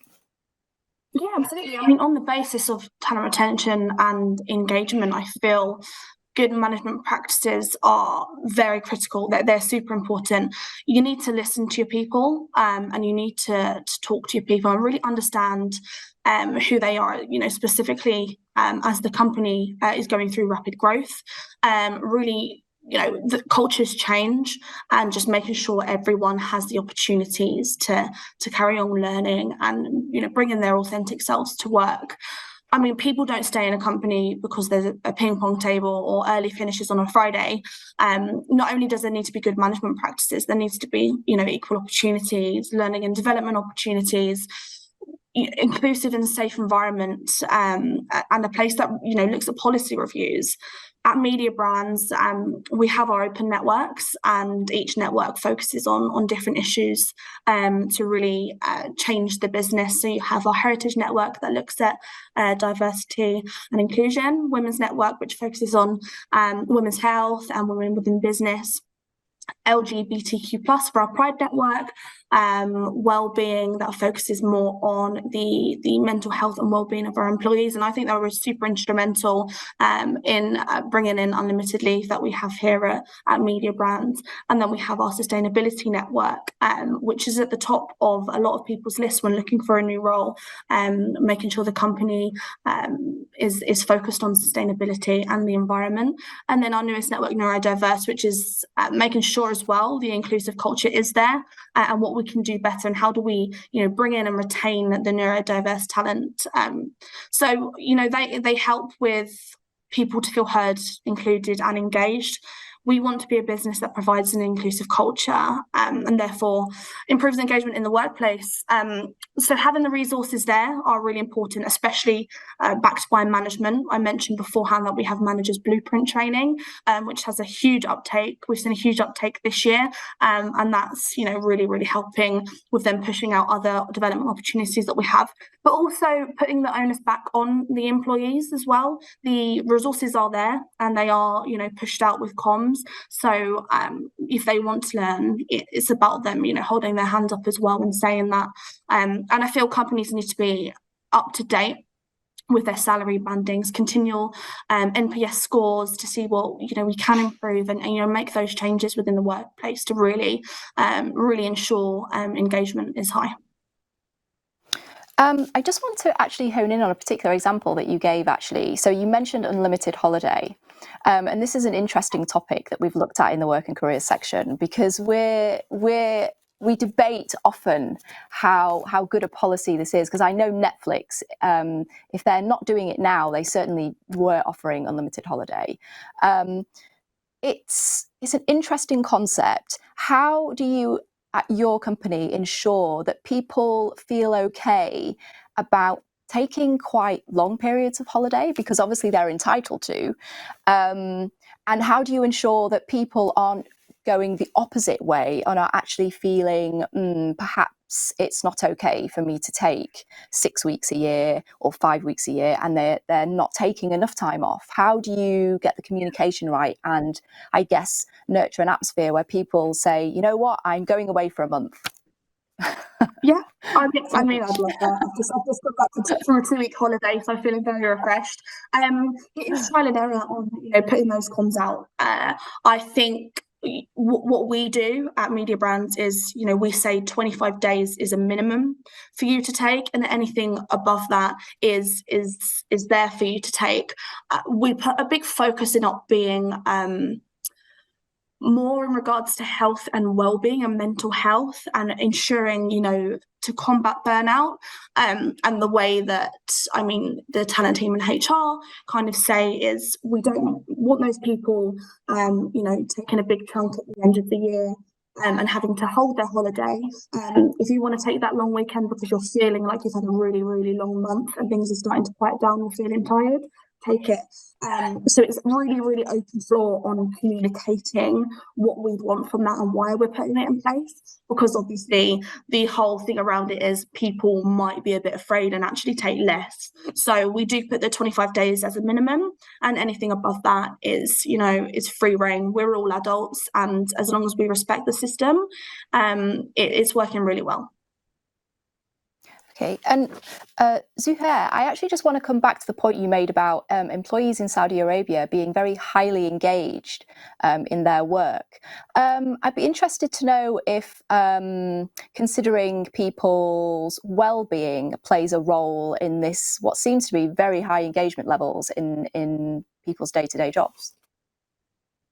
Well, actually, yes and no. Let me just comment on the vacation part of it. So in Saudi Arabia, the law gives you minimum 25 days, but then every company would come up with different schemes to allow people time off. So we have parental, if once you deliver a baby, you have a long leave and it's paid.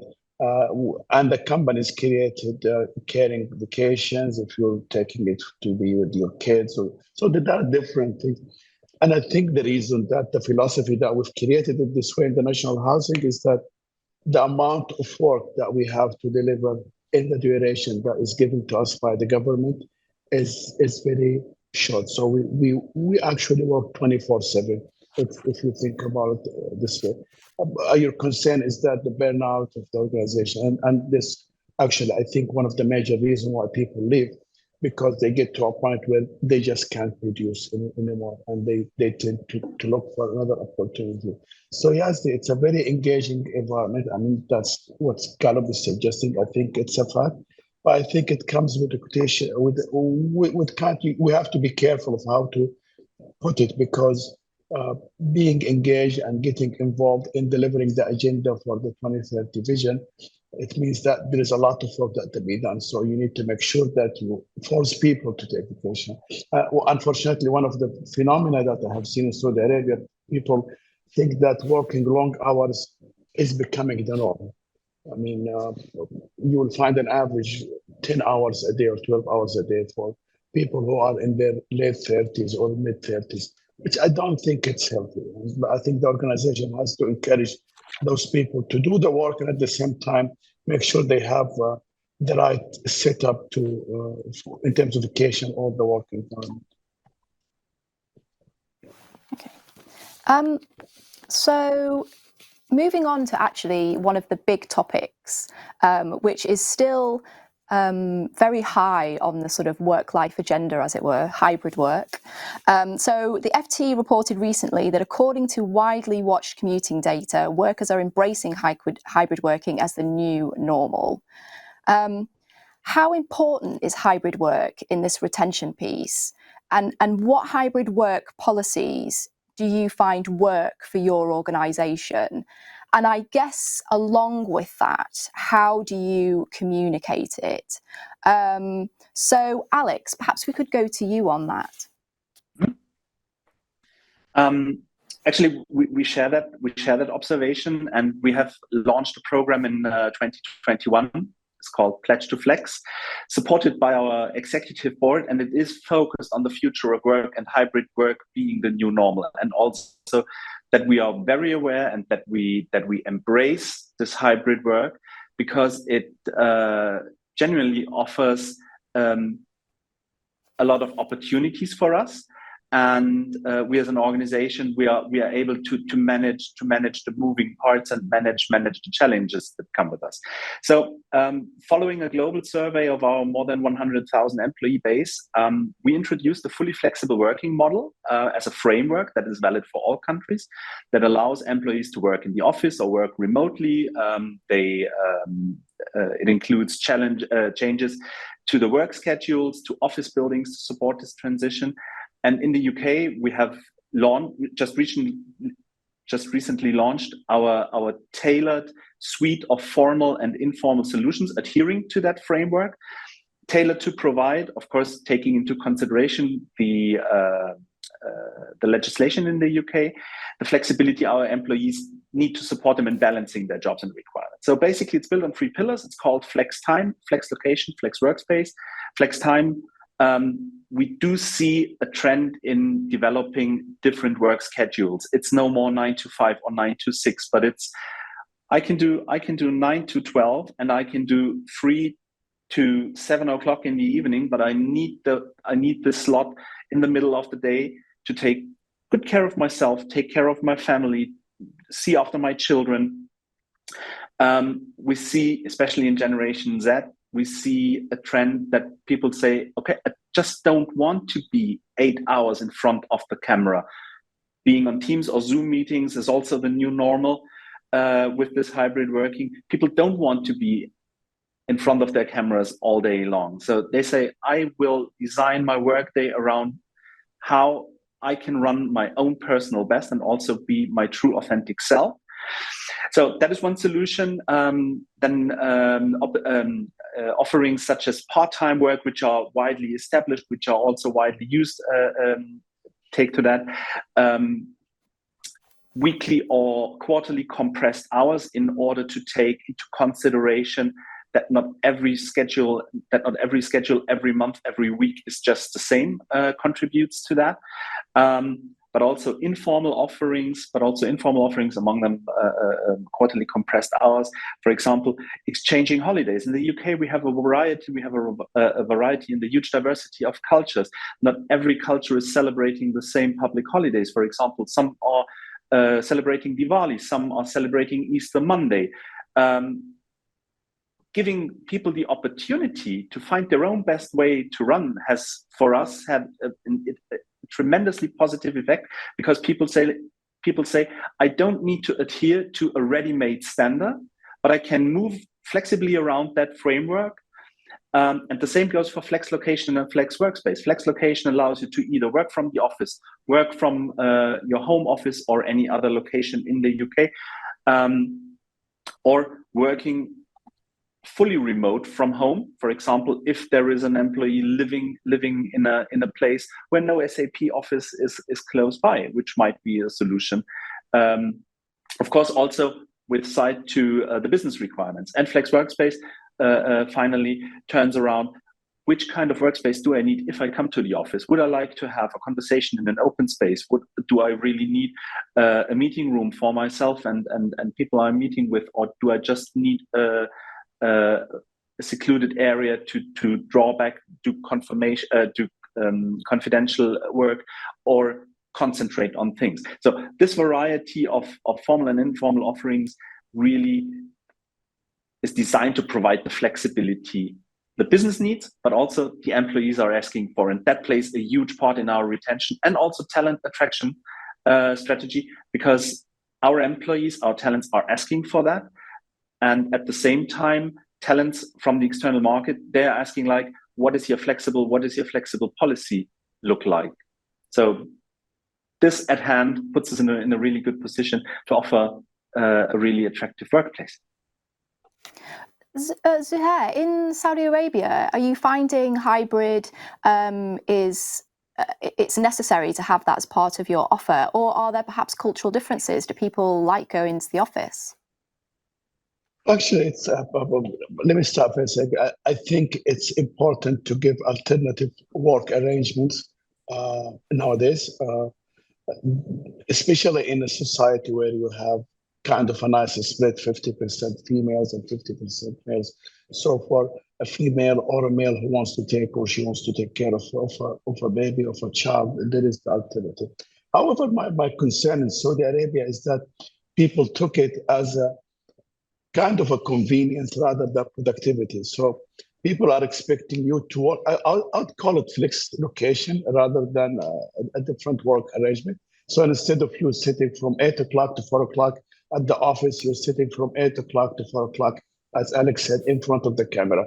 So you're still working, you're still there, available. The only thing that probably you're home, if you have a parent to take care of or child or something like that, you're physically available in this place.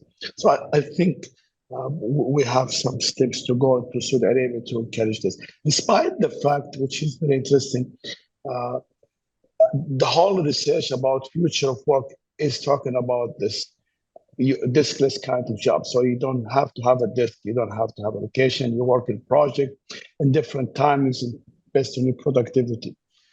In terms of national housing, yes, we've done a policy allowing, I think, if I recall, 10 days per year that you can work out of home, but then also allowing the flexibility for parenting and taking care of elderly people, for those people who have genuine cases, to also work from home. But I wouldn't define it as a hybrid or a remote working arrangement.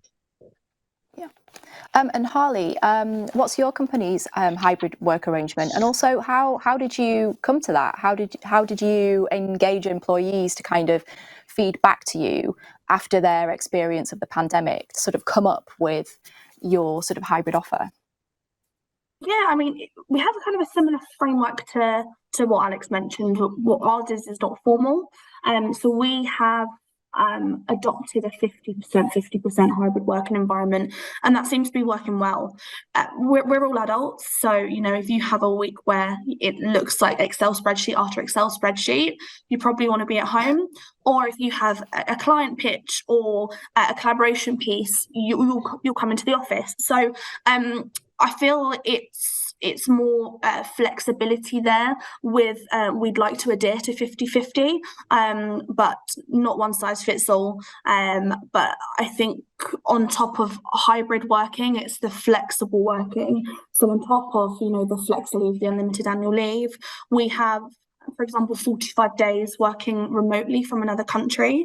I mean, given I used to work in a different country, I would have loved to had something like that, to have gone back home for a month and worked from home. We have core hours between 10 to 4, which really helps our working parents and people that just work better at different times of the day. I definitely work better in the afternoon, so I like having the option there as well.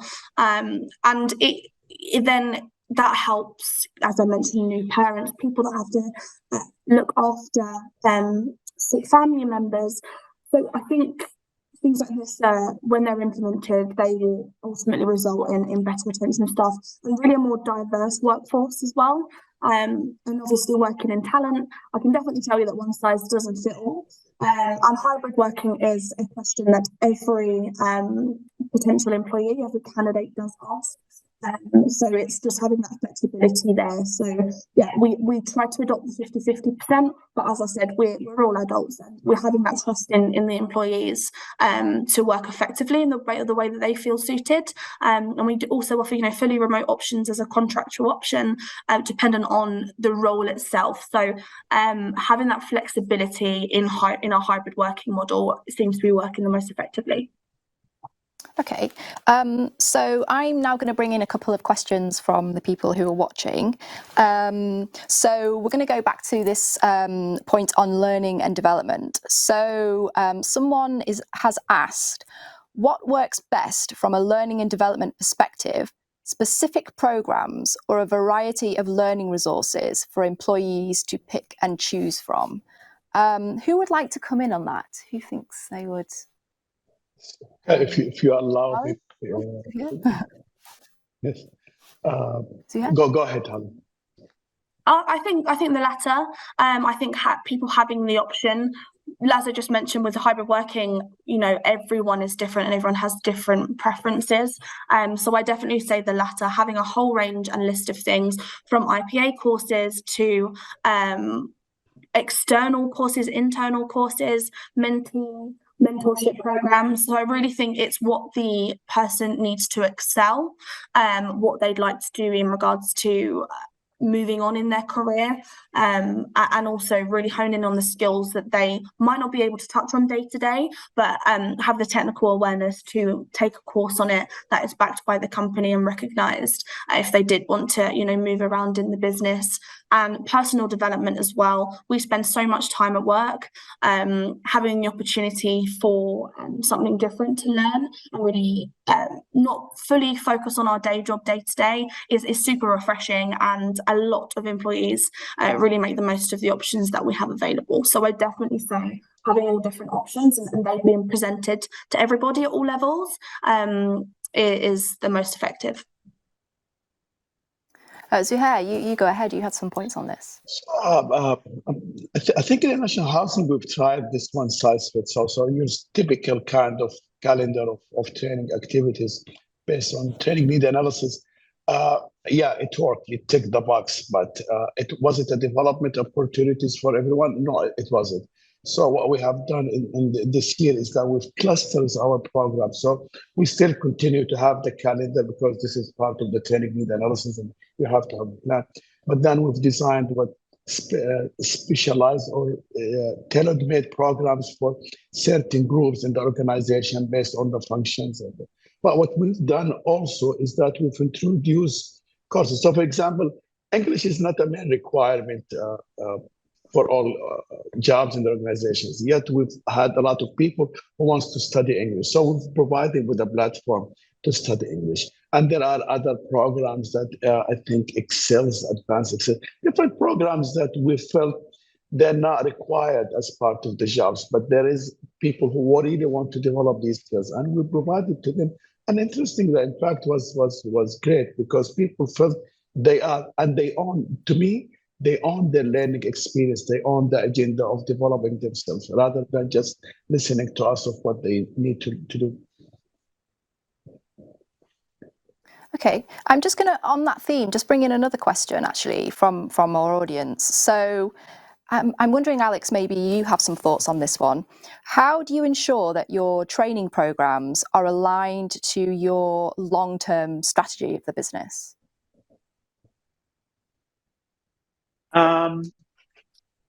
Good question. Good question.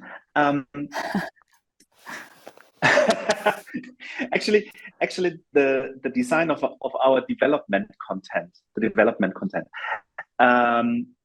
it is tied to become the cloud company or be the cloud company powered by SAP HANA. So it's all about, it starts with the mindset. It starts with the cloud mindset as a software manufacturer and as a software company that we want our employees to develop, to train, and also to expand. One of the most important things is, as long as the design and the innovation around those learning solutions, around the content, is done together with the business, is done along the SAP or along the corporate strategy, it is not just dissolved. One of the I think flaws that sometimes training and development strategies have is that there is some kind of ivory tower where a lot of smart people sit and just make their minds up like, what should we offer our employees and what do we think they should learn tomorrow? Actually, doing this together with the business makes a tailored experience and keeps today's business reality with tomorrow's desired outcomes in sync. And I think this combination, this handshake between planning operations and the business that is working with those skills is absolutely vital. Okay, so maybe this will be our final question now, because I think we are running out of time. But obviously with hybrid and remote work, which clearly for many businesses is a major retention piece for its workforce, there's this question of corporate culture. So how important is corporate culture in talent retention? And have you found maintaining it difficult in this new world of work? So just be aware we're quite short on time. So I know it's a big question, but maybe you could try and condense it. I don't know, Harley, if you have some quick thoughts on this. Yeah, very quick. I mean, working in media, corporate culture is not the culture we typically see or strive for. What's important to us is we want to promote an inclusive and safe culture where people can bring in their authentic selves to work. Okay, sorry, slight confusion here in the studio. I just had my screens going a bit wonky there for a second. Zuhair, perhaps you'd like to give us some final points on that. Sure.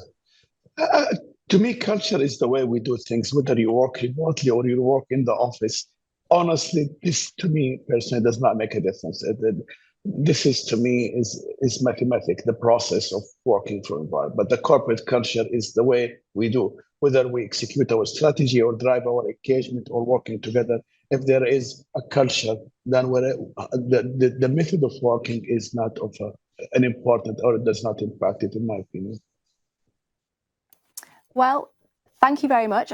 Unfortunately, we're completely out of time. I'm sure we could speak for another hour about this topic. I would like to thank my panel, Alex, Harley and Zuhair. It's been great to have your invaluable insights. And thank you to our audience. It's been a pleasure to have you join us. I will now hand you back to Gustav. That was indeed a great and deep conversation around different perspectives around engagement, culture, retention. Thank you, Janina, and all the panelists for a fascinating discussion. Now we're going to turn to Madrid, where Rory Simpson, Chief Learning Officer at Telefónica, and Santiago Iñiguez, president of IE University, will take us on an inspiring exploration of the importance of human leadership, how empathy and compassion are key to understanding the people in your organization, and why human leadership should be the norm. Thanks very much, Gustav. I'm Santiago Iñiguez, president of IE University and member of the board of Headspring, the joint venture between IE Business School and the Financial Times. And I have the privilege of being here today with Rory Simpson, who, in addition of being a friend, we have been in contact for a long time now. Rory has been on both sides of the fences, if I may say, because you have worked for a number of leading business schools on the side of executive education, and then you became a prominent figure within Telefónica, a leading telecom company in Spain and Latin America, as well as elsewhere in Europe.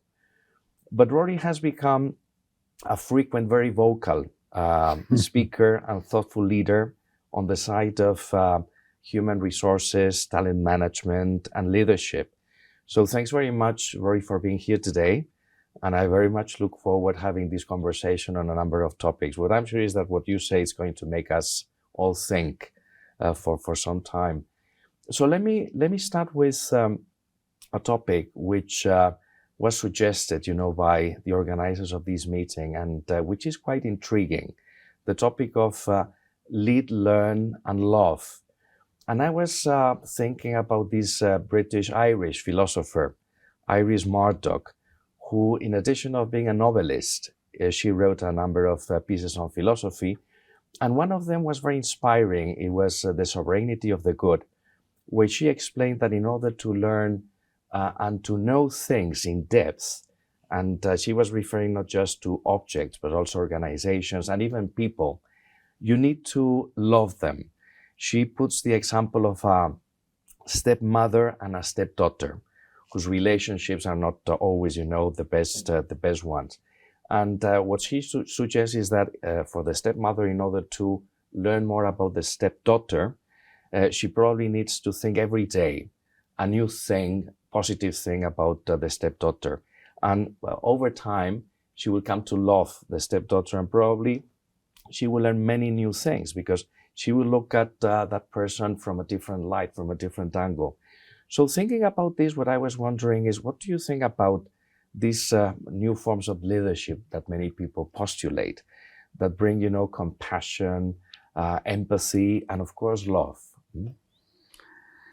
Well, first of all, thank you, Santiago, for inviting me. When I wake up in the morning, I think, what am I going to learn today? How am I going to learn? And I know that if I have a meeting with you or some kind of presence with you or listening to one of your talks, I'm going to learn something. So thank you. Box checked. I'm going to learn something today. Talking about love, it's very brave of you because, of course, people do talk about compassion and empathetic leadership, but they rarely stand up there. You know, a business school professor would rarely stand up there and use almost the taboo word love. And indeed, why is it a taboo? Love is that ultimate comprehensive engagement, and truly comprehensive, not just romantic, but the comprehensive. And I think that's what Iris Murdoch taps into. Thinking of another prominent woman who talks about love and leadership was Mother Teresa of Calcutta. Indeed. And there's a great story where she was speaking at the UN in New York. And this was back in the 80s, and some big business leaders asked her to come and speak to them at a side conference. And she says, no, I don't have anything to talk about, corporate leadership. And they offered her $1 million. And she was very astute financially for her charity. So she said, sure, yes, I'll come. When do I sign up? What time? And sure enough, the next day she went into this room with these corporate titans, big titans from the car industry, people like Lee Iacocca and these types of people. And she looked at them all. And after being introduced, she looked at them all and she said to them, to their faces, she said, do you know your people? Do you love your people? And then she left the stage, she got the check, and she went back to Calcutta. But this is that was probably the most profitable lecture ever given, no? No, it's I very much agree with you, because what we mean by love is actually knowing the concerns, the ambitions of your people. So this is very closely tied to leadership. In order to inspire others, you actually need to know them. And this is actually in the writings of most experts on leadership. No? Let me now ask you about purpose, because this is one of the ideals that most companies are actually talking today about, and particularly about purpose at Telefonica. How do you convey the message on purpose to the rest of the people at Telefonica, and how do you instill the values of your organization? First of all, I've been at Telefonica now for 10 years. Time flies. And we have been talking about purpose, that whole time. However, there was a long time where we weren't quite sure, and we confused it or conflated it with vision, perhaps. And in the last few years, our leader, our CEO, Jose Maria, he came out with this phrase, and I don't even think he was trying to build purpose, but he said, basically, we're trying to make the world a more human place by connecting lives. That's what we're trying to do. And ever since he said that, we've actually been thinking how to make that come alive, not just out with the company, but inside. So my job as the leader of the corporate university, it's not merely about training, it's not about courses, it's how to make that purpose come alive inside the company, to make the world a more human place by connecting lives. And recently, thanks to modern technology, thanks to modern habits, we've managed to roll out something which it's more than an intervention or a program. It's holistic impact right across the company to more than 100,000 employees, which very much lives that purpose. That's amazing. I was wondering, in a world which is changing so fast, and probably change has accelerated over the past years. People talk about permanent change. But in fact, and you are an experienced manager, and you have seen many different changes over your career. What I recall is that, in fact, we have been attending change all the time. But probably today, given that we have access to almost infinite information and data, what I wonder is whether people were expecting, that by managing those data, we're going to be able, to solve things in a more seasoned way, or to have more certain ideas about the world and the environment. But the fact is that we are probably perplexed and puzzled about how things are evolving. How do you see, this change, this permanent change from your perspective? Well, first of all, you're right. We've always had change. This idea, oh, we need lots of young people because they'll help us with the change, when actually it's the old people that have lived these transformations. I work in a telco, in a telecommunications company. You think of the change just in the last 30, 40 years, where we used to be a company of 100,000 switch operators. People, they usually happen to be women, that would take cables and put it, those were the employees. And we lived through that change when we went more automated, not digitized, but automated. And then we went to digital and cell phones and now data. It's a world of change, yeah. So it's the mastering the change, I think is the essence. And again, it's about embracing it, loving the change, loving the ambiguity of the change.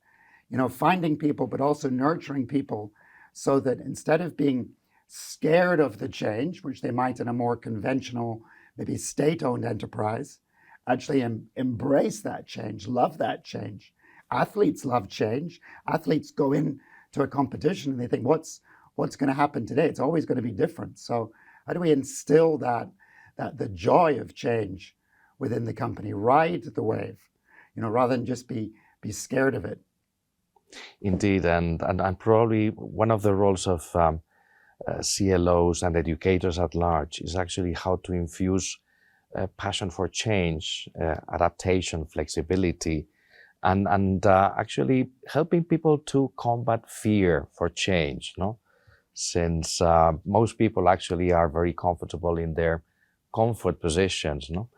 But let me now ask you about a question that probably most of our audience is actually looking forward to your answers to this question, which is, what are, in your opinion, the major challenges for chief learning officers, talent managers today? What are the major, difficulties or concerns that you confront on your role? So first of all, yeah, I have this title, Chief Learning Officer, and within the company, maybe within human resources or people as we call it, they might say, you're the Chief Learning Officer, what do you think? And I've realized my job as Chief Learning Officer is to encourage not just everybody in human resources, but everybody in the company to realize they are Chief Learning Officer.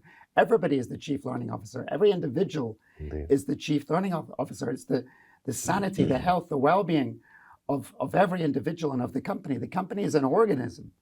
It's a being. It's a beautiful monster. So what are we going to do to nurture and help that monster grow every day?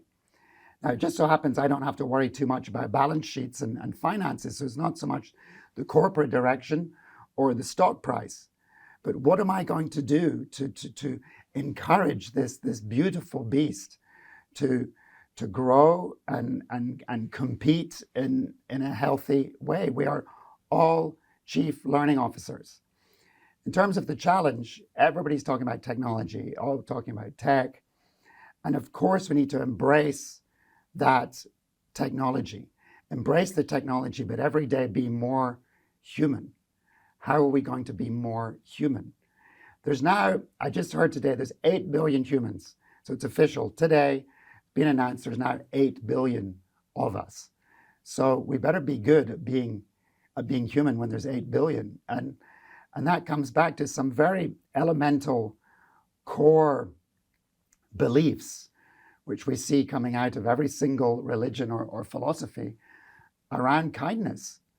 Of course, we can be all tech savvy, but there's a difference between putting humanity in technology or technology into humanity, and we can put technology into humanity quite easily, but we need to make sure that there's humanity well engineered into the technology, and how to be kind. I mean, there's an old Christopher Robin story where he's asked by his friend, what do you want to be when you grow up? classic child, juvenile type question. And he says, I want to be kind. and I just love that. Indeed, I mean, that's very nice. I'm thinking about two ideas that you dropped, over your comments on the last question. One is this idea of the big monster organizations, as beautiful beasts. You corrected, the first description of the organization, and I was recalling that description of Canter, Rosa Edmos Canter, about the elephants that need to learn dancing. And of course, large companies like yours or many other corporations run by the people who are probably looking at us have this need of the need of becoming agile and adapting to new balls and to new musics. And this is something that you have done at Telefonica. And I was wondering, how you make that beautiful beast dance, in a smooth, nice, quick way, From the vals, let's say, to a foxtrot and then to reggaeton.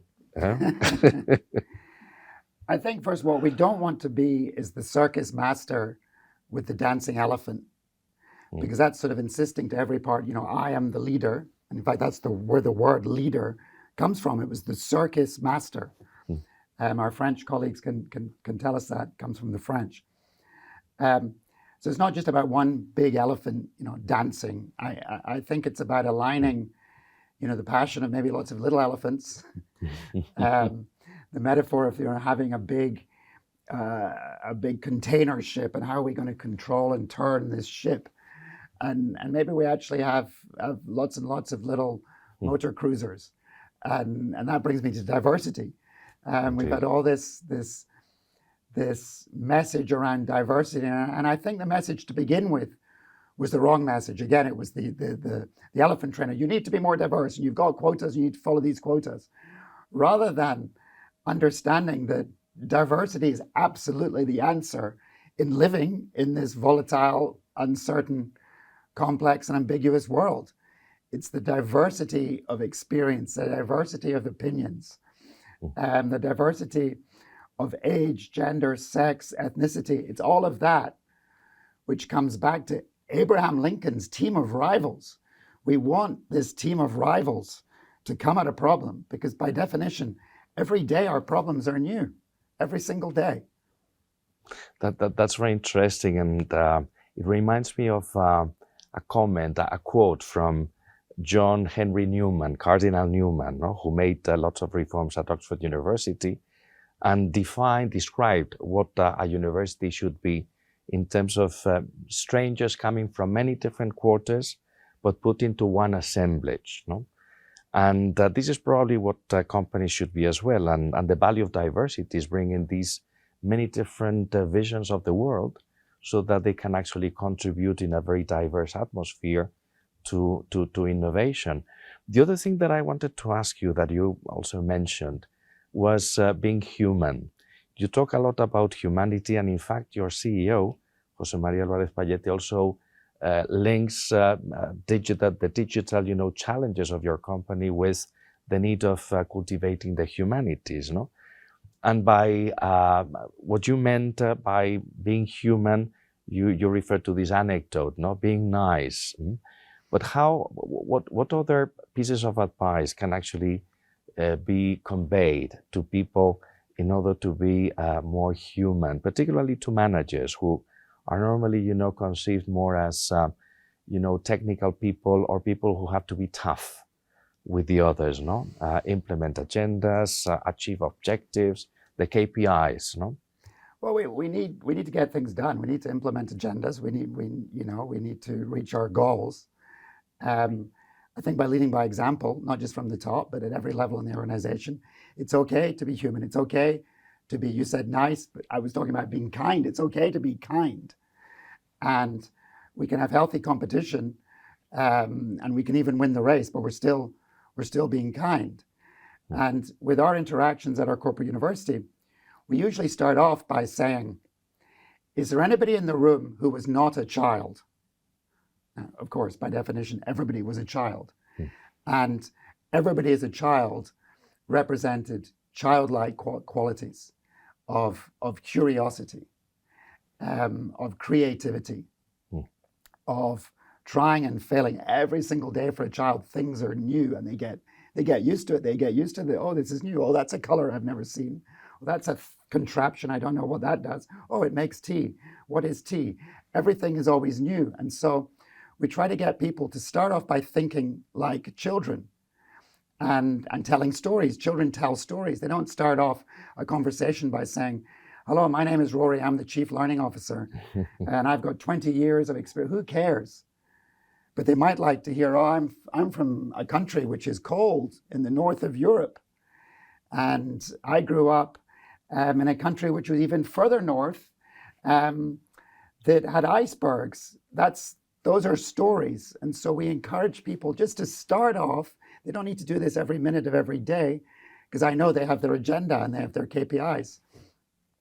But let's start off by rekindling our childlike qualities. That's really interesting, because telling stories is part of the management role, I guess. And most managers, all managers, I would say, are to some extent teachers, professors, no? They have to nurture and develop in their fellows and their subordinates all sorts of management traits and habits, and the best way actually to illustrate how to achieve those habits is probably telling stories. So absolutely, telling stories and narrative leadership, as we like to call it. It makes it sound more corporate, but of course it comes back to telling stories. How are you going to motivate yourself to get out of bed in the morning and be your best self? How are you going to motivate others? You're going to be telling stories, and all of us can do it. We all have a story, all of us. Indeed. Let me now ask you about the pandemic and the post-pandemic period. I guess we are probably exiting now the post-pandemic period, but the pandemic has brought lots of challenges to talent managers and CLOs. The big resignation challenge that I heard of from many large corporations. The question about infusing the culture in a work setting that is now hybrid. So what do you think managers should focus now in order to take the best consequences and how to see the challenges as opportunities instead of just trying to get back to a stage which is probably passé already, no? Look, for us, the pandemic, of course, full of tragedy, it really was an opportunity, and it helped convert, first of all, myself, the biggest Luddite, the one that did not believe that we could do very interpersonal courses virtually. It was the opportunity to suddenly say, right, we're going to connect, we're going to put everything that we do and do it virtually, but live. Then, not just us, but our CEO realized, you know what? Never before has learning been the connection with all these people that are now confined at home. And then we realized, because we had all these people at home, we could offer the content, the courses, to all the people they were with. So people would be doing a corporate course for their company, and they could invite their spouse or their grandmother or their pet to attend a course with them. And of course, the courses we focused on were the more interpersonal self-leadership, self-management, leadership type courses. And never before have we impacted so much the company. Never has there been such a wave of good feeling towards learning than before. And with letters to the CEO saying, in those darkest moments of the pandemic, I connected with my company like never before, even though I was in my living room or in my kitchen. What about post-pandemic? Well, of course, the world is never going to be the same again. But we started off talking about humanity. The pandemic has taught us a lot about humanity. It's taught us a lot about rearranging our priorities in life. Some of us have faced more death than normal, but all of us have embraced some questions and some more sort of meditation type questions in those quiet moments of, what am I doing here? What is my role in the world, in my company, in my family, in myself? And therefore, I think it's a fantastic moment to embrace technology, the technology that the pandemic has encouraged us to use, but be more human than ever.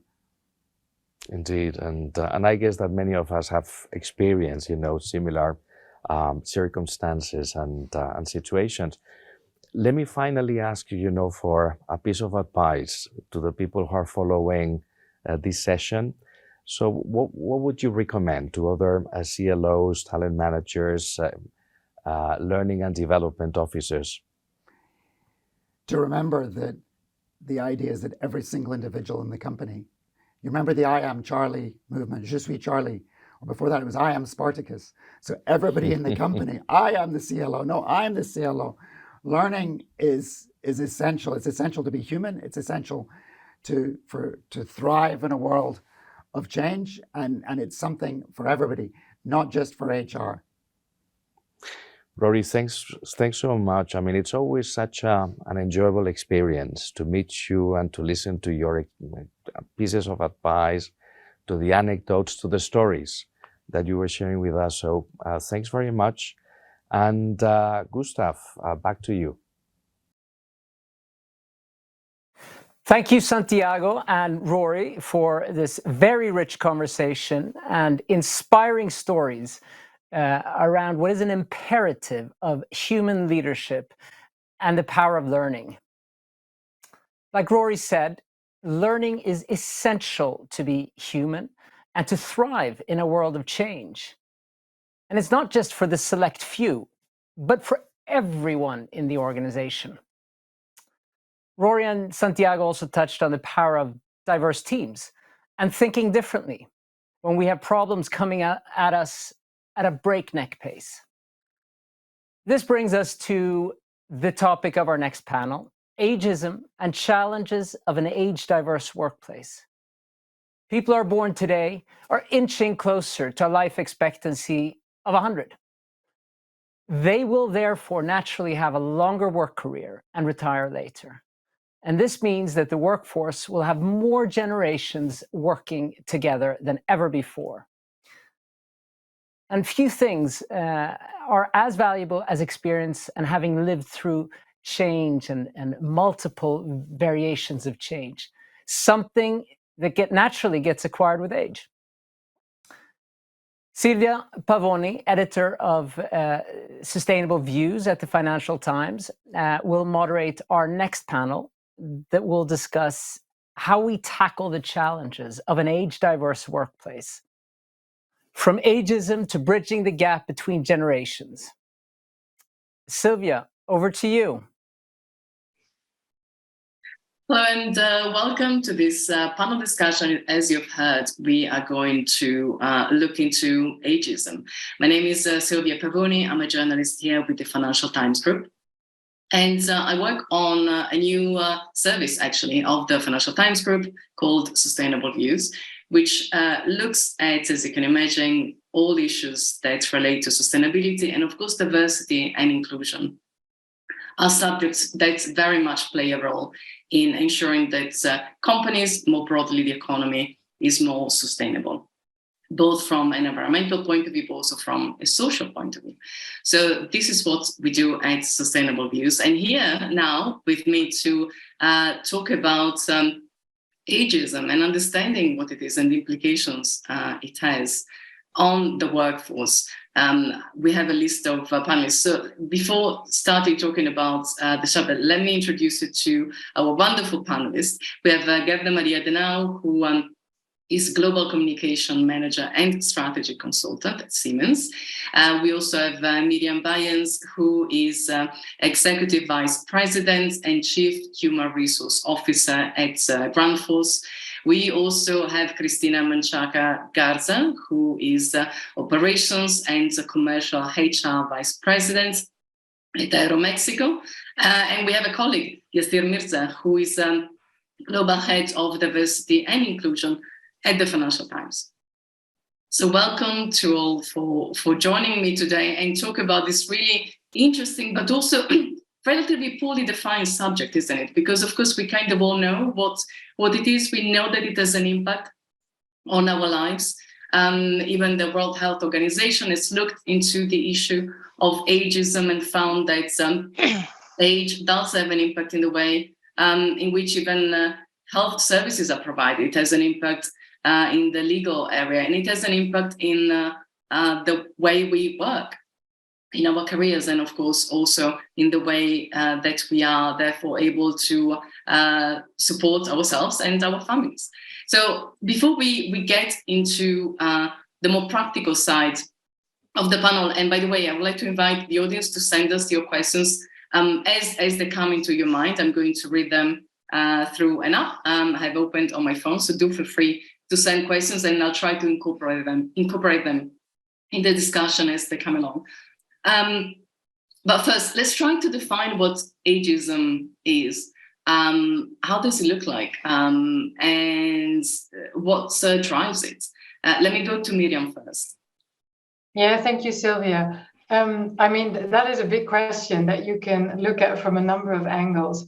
I think part of it is maybe also what is driven through our society, and also through education. That because let me rephrase that. Because also for younger people, it's sometimes like, well, you first have to do this. You have your education. You need your experience before you can have an impact in a role. So that is ageism also for that group.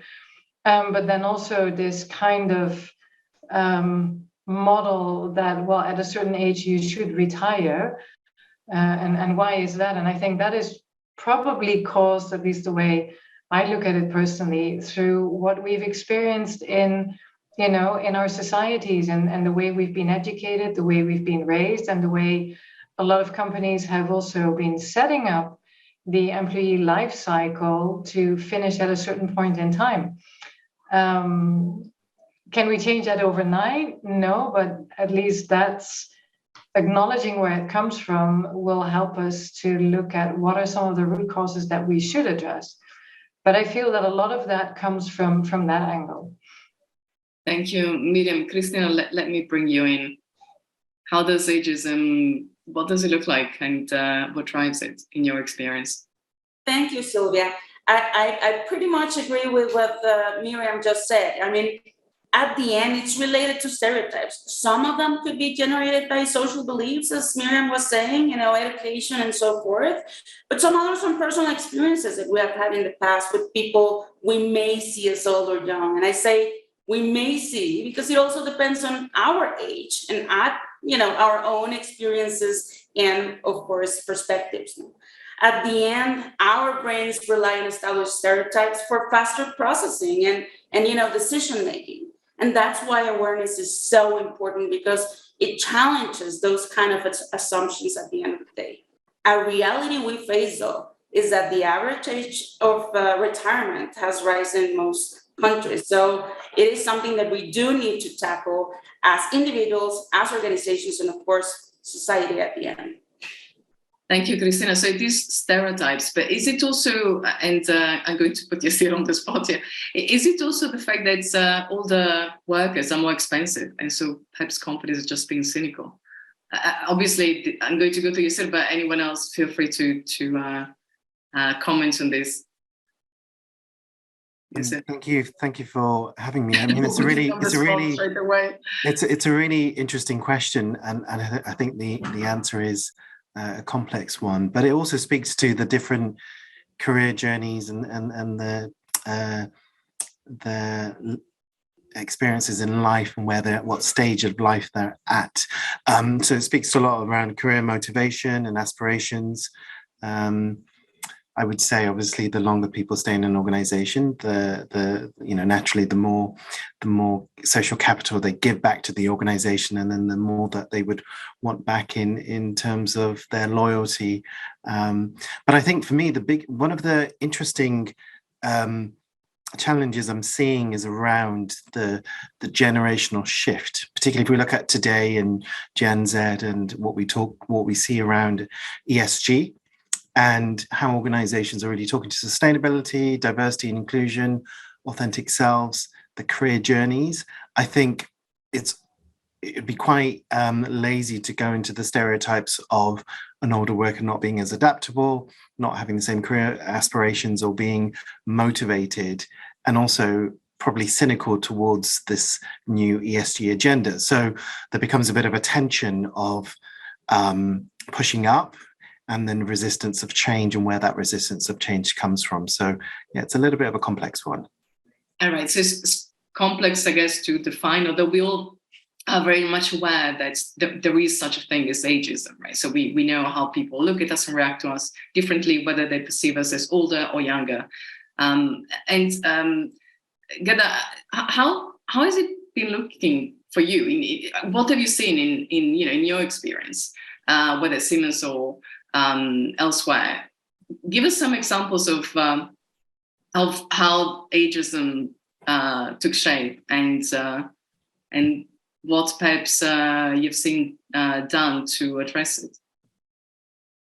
Well, from my own experience and also from stories of my friends and my colleagues, it is a kind like that when you turn 50, you start vanishing. That means you are not longer invited to the big meetings. It means when you show up in a meeting, people don't look at you in this kind of way they did it 10 years before. They don't ask you for career development, for special projects.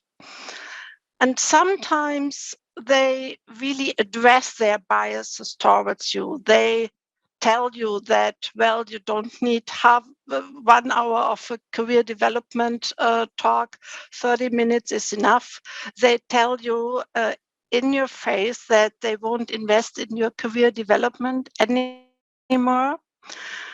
And sometimes it's even worse because they even don't tell you that you are old. It's so obvious that you or the other workers who are 50 plus, they don't have to be considered for project staffing or for special career development.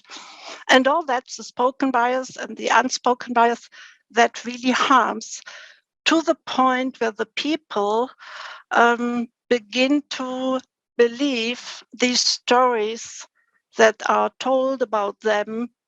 They believe it themselves and they start behaving like this, and they start shutting up, being quiet, and really started vanishing. And so there is a perception that perhaps there is a lack of energy or enthusiasm or commitment maybe to future projects. But is it also true that we do change our attitude to work as we get older? I mean, I've also just turned 50, so it's actually quite it's a big moment, right, when you reach that age. And equally, though, we're also seeing, and this brings us to a subject that I know others would like also to comment on. We are also at the stage in which younger generations, so we are told, are more interested in finding fulfillment that is outside of work. And therefore, they also may have a different way of committing, perhaps, to work. I'm sure you have plenty of other things to add, but let me go to Miriam and Christina and hear their thoughts, and then we come back to you, Nasir. Miriam. Yeah, it's, the organization I work for today has a large population that has been there for many, many years. Yesterday, we had a celebration with 80 employees who had been with the organization 25 years, 30 years, or 40 years. So very, very long time. And this was both a mix of blue-collar workers and white-collar workers.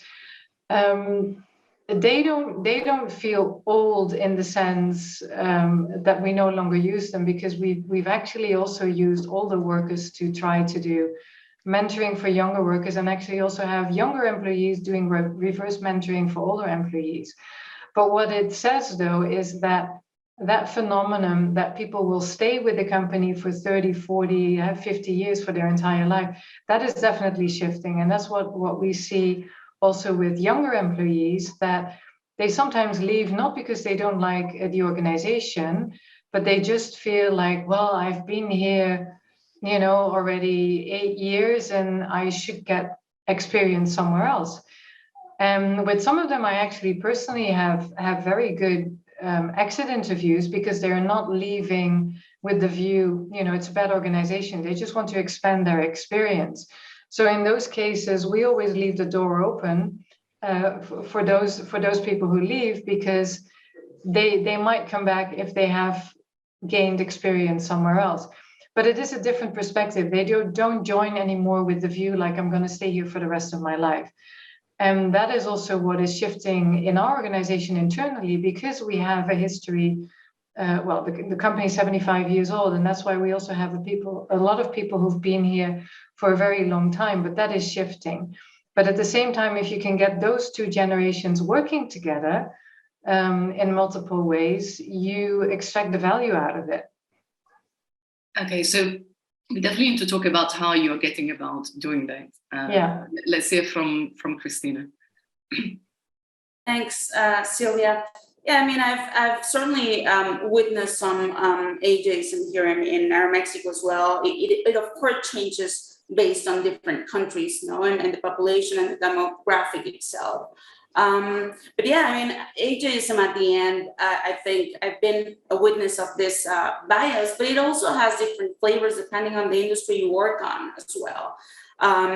For example, medical industry, of course, we value experienced people, or even in our Mexico, when you have pilots, we won't be able to, we need people with experience. We need people with certain amount of flying hours to actually live the lives of people, in that flight. So at some industries, you value experience, and that could be fact related or not, right? That could be stereotypical as well. Some other industries, for example, IT, you do have bigger issues regarding, keeping older people in your headcount in your workplace instead of youngsters that you would believe stereotypically that would be more technological fluently, right? So at the end, yes, there is a situation we need to tackle as a diversity overall, but it depends on the country. It depends on talent availability and scarcity, and it also depends on the industry and the maturity of the company. So it's very, it's such an interesting point. It very much depends on the industry.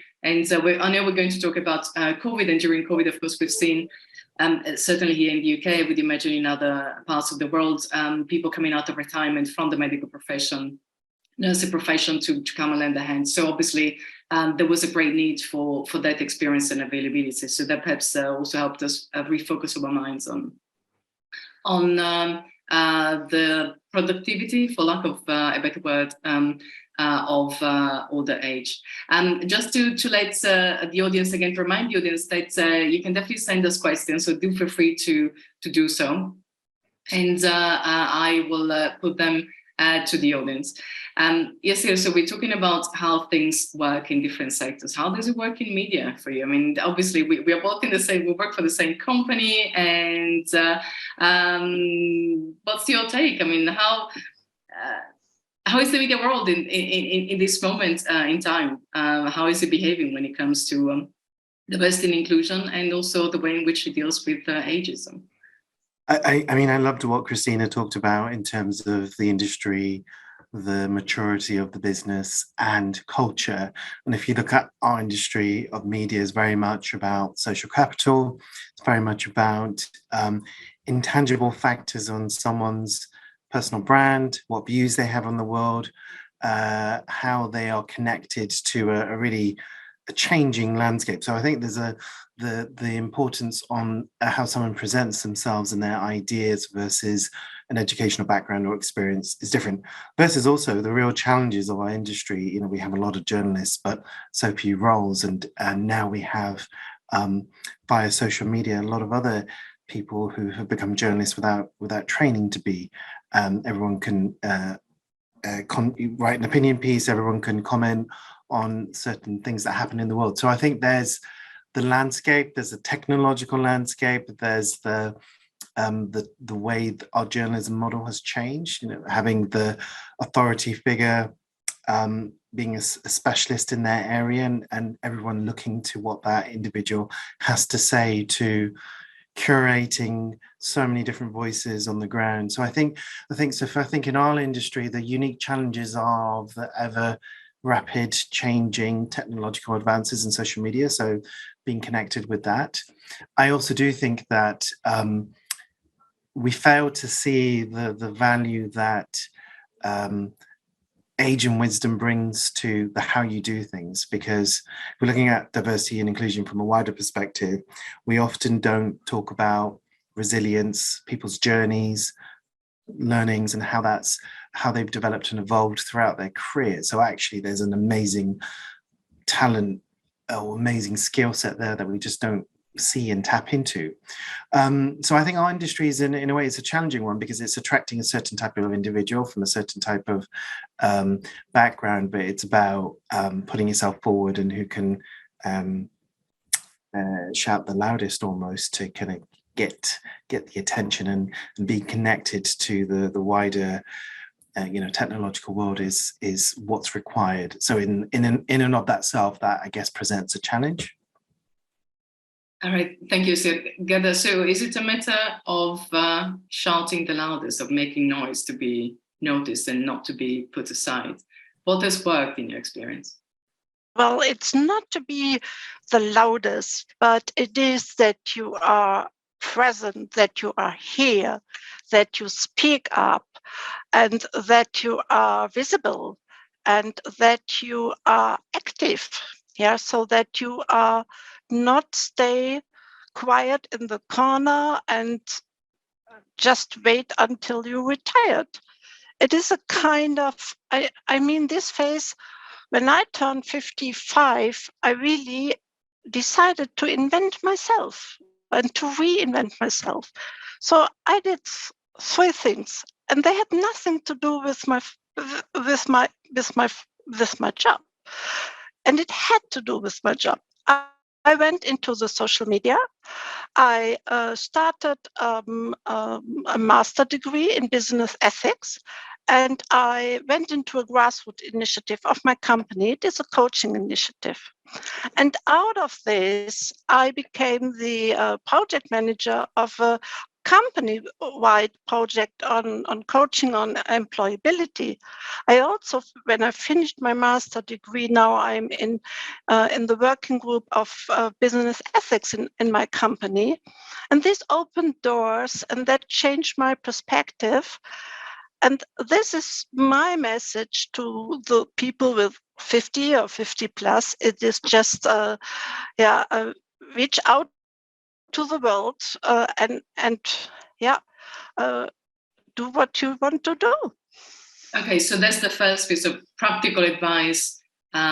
Just go for what you may wish to do. Do not be discouraged by the thought that perhaps because you're of a certain age, you shouldn't even consider doing these things, and then opportunities will come to you.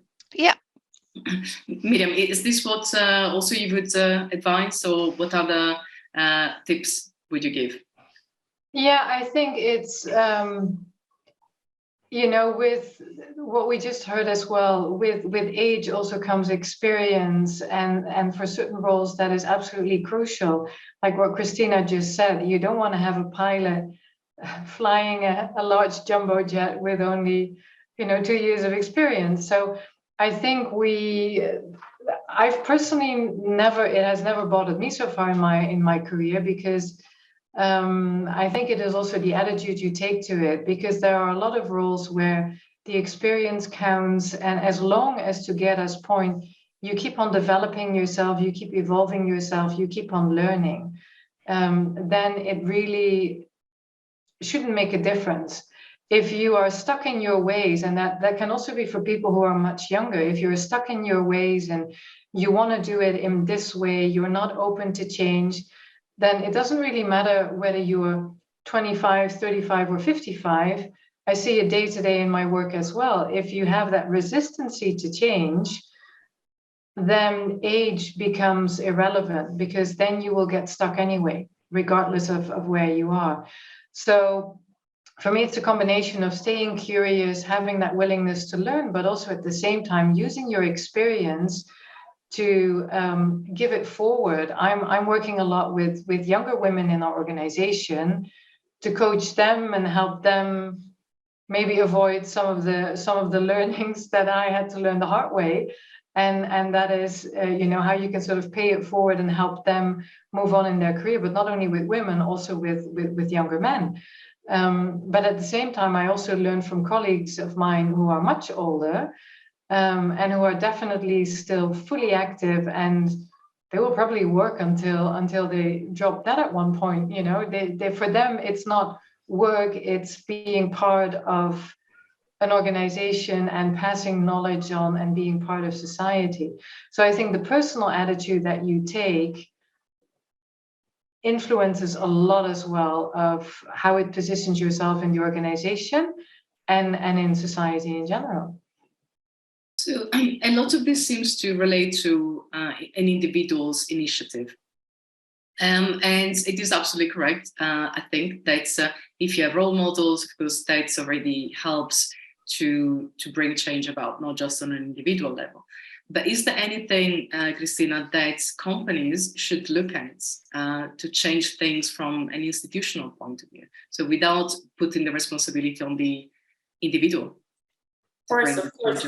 Before answering that question, Sylvia, I think what Miriam said about either fostering change or transformation or stopping change or transformation does not depend on a generation itself. It depends on individuals. And I think that's a very important thing to bring out of Miriam's response. And I think that's something that we need to, stay with that at the end.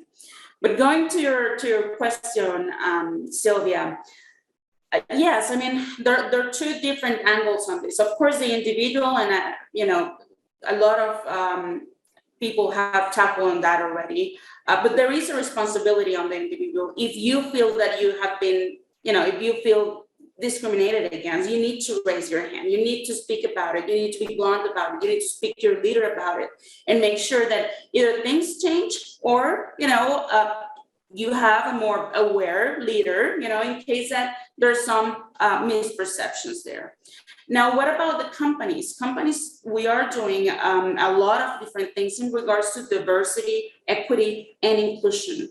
And we're not only tackling, and I'm speaking generally here, but of course I'm talking about Aeromexico and some other companies I know, but we're not only tackling on multi-generations and how is that we can bridge the gap. Of course, the more characteristics we give on generations and specifics on generations, we could be even separating or generating more biases unconsciously, right? So if we say, hey, millennials, behave this way and do this and that, then probably we could be pushing towards more biases. Now, again, we are having strong strategies regarding diversity, equity, and inclusion, not only because it's part of an ESG,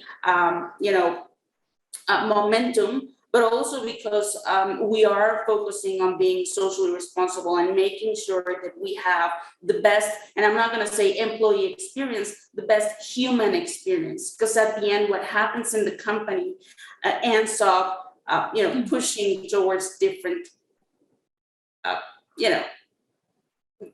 places such as society at the end. Thank you. So it would be great to hear from you guys about the examples of initiatives, perhaps anti-bias initiatives, if anti-bias training has ever worked, but you tell me, or any other initiatives that is helping. And also another question, because obviously what we do as Sustainable Views is we focus on policy and regulation. And regulators have been helping to a certain degree, because we've seen now recently that the US approved gender quotas. And so we're talking about very senior positions at board level of companies, and that surely is going to help in addressing some of the ageism that perhaps women may face in creating, mandating that they sit on those boards. Of course, they could also be people at the early stage of their career, but more likely perhaps those roles require people with greater experience. So I'm wondering again, what initiatives at the corporate level have you, and then of course I'm going to go across the whole panel, have you seen working, and whether certain things should actually be mandated by regulators together? Yeah, thank you for this question. I see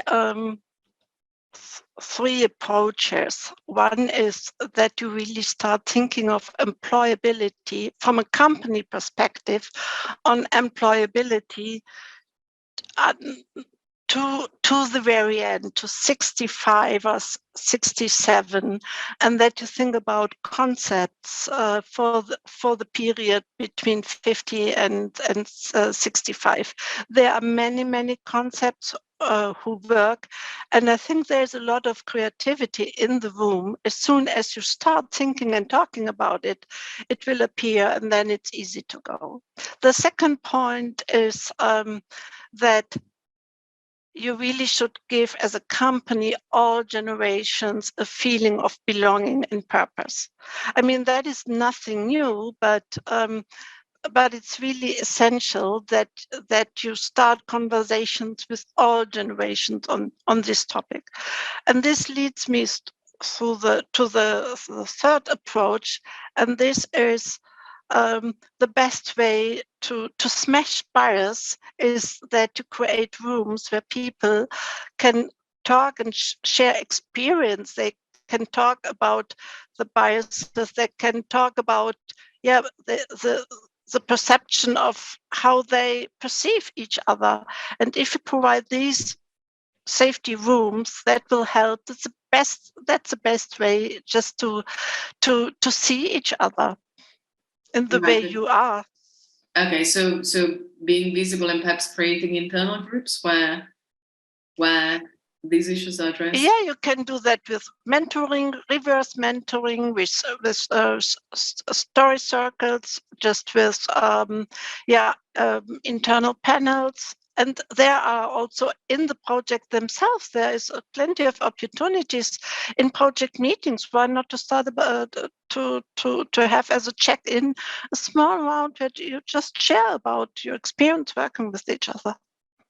And do you think, and I know this is perhaps a very much a broader question, but gender quotas, would they help with ageism, do you think, in a way? Gender quotes? Yes, gender quotas, yes. So requesting that women are, for example, there is a certain number of women on companies' boards. Would that play a role at all, do you think? I think that would help immensely. Okay, all right. Thank you. Let me go to Yasser. Tell us initiatives at an organizational level that you've seen working and what they are. I think what we've already heard around cultural programs and trainings to really unpack biases for all. I think it's important because we shouldn't be talking about our diversity characteristics and it's singular. It's obviously very intersectional. The sense of belonging and bringing full authentic selves is really key. And I think all what Gerda talked about, to completely agree with. I think there's something interesting because we often talk about organizational personas and the different types of a business. So you have a technology part, and you to say from a media point of view, you have an editorial part of the business. And I think the needs and the development and hiring opportunities needs are very different. We talk a lot about early careers initiatives, which is great. That's bringing people into the industry. And I think to Gerda's point, could be something about not early careers, returners careers. And there is certainly a potential there. And do it in a way that provides a reverse mentoring opportunity with early careers. So it's a nice arc in that new new young talent wanting to join can learn something from people who are more advanced in their careers, and vice versa. And I think that would be a really nice way of thinking of, under the the war on talent and how we view talent and all of the opportunities that we've got since the pandemic in the world of hybrid. How do we bring people back into the workforce, and what value add that can bring? I think there's a huge potential there, along with all of the cultural programs that Gerda has mentioned.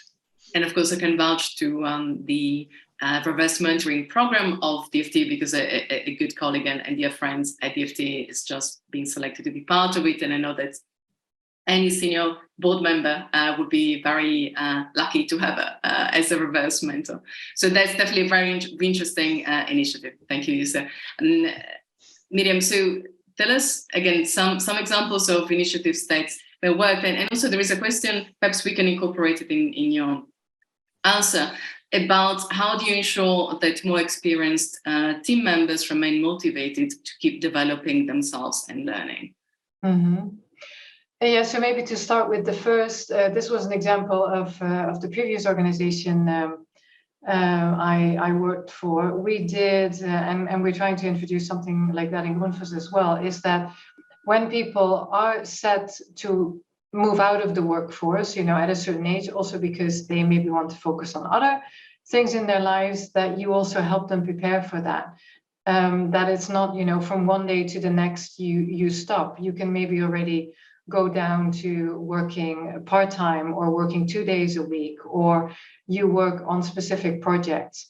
In my current organization, we've been doing that as well. So I think that is also a good way to help people prepare, like, what is it that they want to do? Or maybe they actually come to the conclusion, I want to continue doing more, but in a different way, and not this, 5 days a week type of approach. So I think that is another way of looking at it in terms of helping people also shape their ideas of what they want to do. And then remind me again, what was the question that you're covering? Sure. How do you ensure that more experienced team members remain motivated to learn and develop themselves? On the one hand, I'm a strong believer of it's a two-way street. Like, as an organization, as we do today also at Grundfos, you offer a lot of opportunities for development, and that goes beyond traditional training, because particularly during COVID, or since COVID, we've become so adept at doing, micro learning, virtual sessions, remote coaching, mentoring, buddy groups, peer groups, speed dating to meet other colleagues, not dating, but just to get to know what they do. So you have a lot of ways to provide learning opportunities. I always say it is also, and again, that's what we also have in our learning and development philosophy, the employee should also take initiative. It's not that you're being taken by the hand and we guide you through every step of the way. That was done in companies 20, 30 years ago. That's not how it ticks anymore today, because the individual, him or herself, also needs to be driven to continue to learn and have that curiosity. That is something that you cannot force. But of course, you can also help people maybe get out of an unconscious bias that they have themselves when they think, I'm now 52, I'm 55, I'm done. By no means. So I think it is about providing those different ways to support the individual employee to see what the opportunities are. But in the end, there also needs to be a personally driven motivation to do that, because otherwise, it becomes very hard to make the impact sustainable. Thank you, Miriam. Christina. Thanks. So in regards of the initiatives we do as a company, we do have, we call them ERGs, which is employee representative groups. And they are led by a C-level, and that C-level needs to connect that diversity specific into their purpose, right? And for it to be tied to their purpose, either, for example, the C-level in the disability track, his son has something to do with disability as well. So it's connected to something that you value way more than just work. And with those ERGs, what we do is we generate open conversations. The first, raise awareness, right, to have those conversations. And second, for people to speak up and say what they really think, what they really need, how they feel, how they want to tackle. And then we make it a matter of all of us, not only the organization or HR or that specific C-level. So that in regards of the first question. Now, the second one, I don't want to repeat what Miriam said, that is well clear throughout this time that I always agree with her. But at the end, I do think, and we were saying before, fostering change is part of individuals and not generations. So most companies, most of them, are eager for people to raise their hand and say, hey, I have this idea. Why don't we go ahead and do X and Y? You don't need to have all the information. Of course, you can train yourself. Either you do it because there's a lot of information in Google or because the company is giving you a lot of tools for you to do it. But at the end, get into action. Raise your hand, make things happen. Talk to either HR, your leaders. Believe me, companies are open to actually hearing you and making those initiatives with you. Thank you, Cristina. Gerda, you were nodding there. Is this what it's like then? Really, people not putting their hands up and asking to get that training? Could you please repeat your question? Sure. No, I saw you were nodding. Yes. And is this what really comes down to? So people not putting their hands up and asking to be trained or to be involved in your project. So does it really go back to the individual, or is there a blockage by the institution because of institutional bias, maybe? It is both, as Miriam said. That is a two-way road. Yeah, it is on the individual and is on the company. So as I'm an individual from a very, very personal perspective, yes, I say, raise your hand and give your spirit in and offer your knowledge. And then when the company doesn't react, but in many cases it reacts and you're welcome and door open. That's also something I experienced very strongly and very positively. But when it happened that the door doesn't open, then it is not the end of the world. Yeah, with 50 plus, you have many, many other options. Then turn around, look into the world. There are enough opportunities and challenges. And today, the world needs all of us, the youngers and the olders. And I think, having this in mind, I think companies and employees together, they can join forces. And I think that would be the best way to go forward. All right. So as a final couple of rounds of questions, I would like to, so that you're prepared of what's coming, I would like to ask you about COVID. How has COVID changed things for older people or younger people? We mentioned COVID already, but has it made things worse, better, neutral for older generations? And also, as a very final point, if you can think of one advice that you would give, that you would want to give to people listening, it could be find a reverse mentor or join a group. Maybe you can suggest a few groups, or just do one thing, change one thing at work that might help you in keeping remain noticed and engaged with the company. So think about the one thing that you would like to tell us. But first, COVID, how has it changed things? I mean, has it changed because of course there's been a lot of talk about whether if you're an introvert or an extrovert, how people reacted to working at home, or some were missing the office. Do you think we've talked enough about what that meant for different kinds of ages? And let me go to Yasir first. I mean, we know about all of the unfortunate and really sad health impacts of COVID. I think from a work perspective, it's really, really interesting. I think from a sociological and the psychological perspective, that our homes and our offices and our work life just merged and meshed together. So you are having a call virtually, people are having access to each other's living rooms, bedrooms in some cases, and you get to see how the circumstances of someone's life outside of work. I think that it was really interesting. The world for many, many years, the world of work really resisted people working from home, and then it became a norm. So it's interesting to see what that culture is now of working in a hybrid world, which I still think is in a very sort of experimental phase, trying to figure out how to do that. I think what ended up happening, what came out of the world, since COVID, is this huge conversation of well-being, huge conversation of care and care for each other, and then identifying signs if employees are struggling. But I think everyone was on rocky terrain on in difficult waters, but we were on different boats. And I think having that empathy and understanding the different challenges, whether you were one person living by yourself, working from home, or you were cooped up in a flat with 5 other people, in a way, there were different types of challenges. Not one wasn't better or less. And I think that empathy and compassion really started to became more prevalent. I think from a work perspective, people started working longer and harder.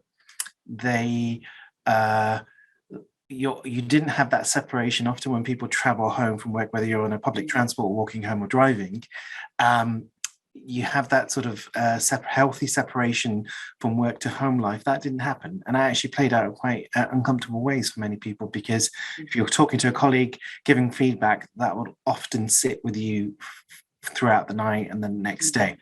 So I think there's brilliant opportunities that have come out of the hybrid world of working. Certainly for all generations, people with disabilities, it's enabler for people to work, particularly on different geographical locations as well. But I still think we're still learning with this, and I don't know if our habits will ever go back to how they were, and I don't think we should be asking for that. Actually, I think we should be continually experimenting and evolving. Okay. So I would say good and bad has come out of that. Okay. And the one very quickly piece of advice, just one quick piece of advice. I would say every single person, find someone who's completely different to you and find out what you both have in common.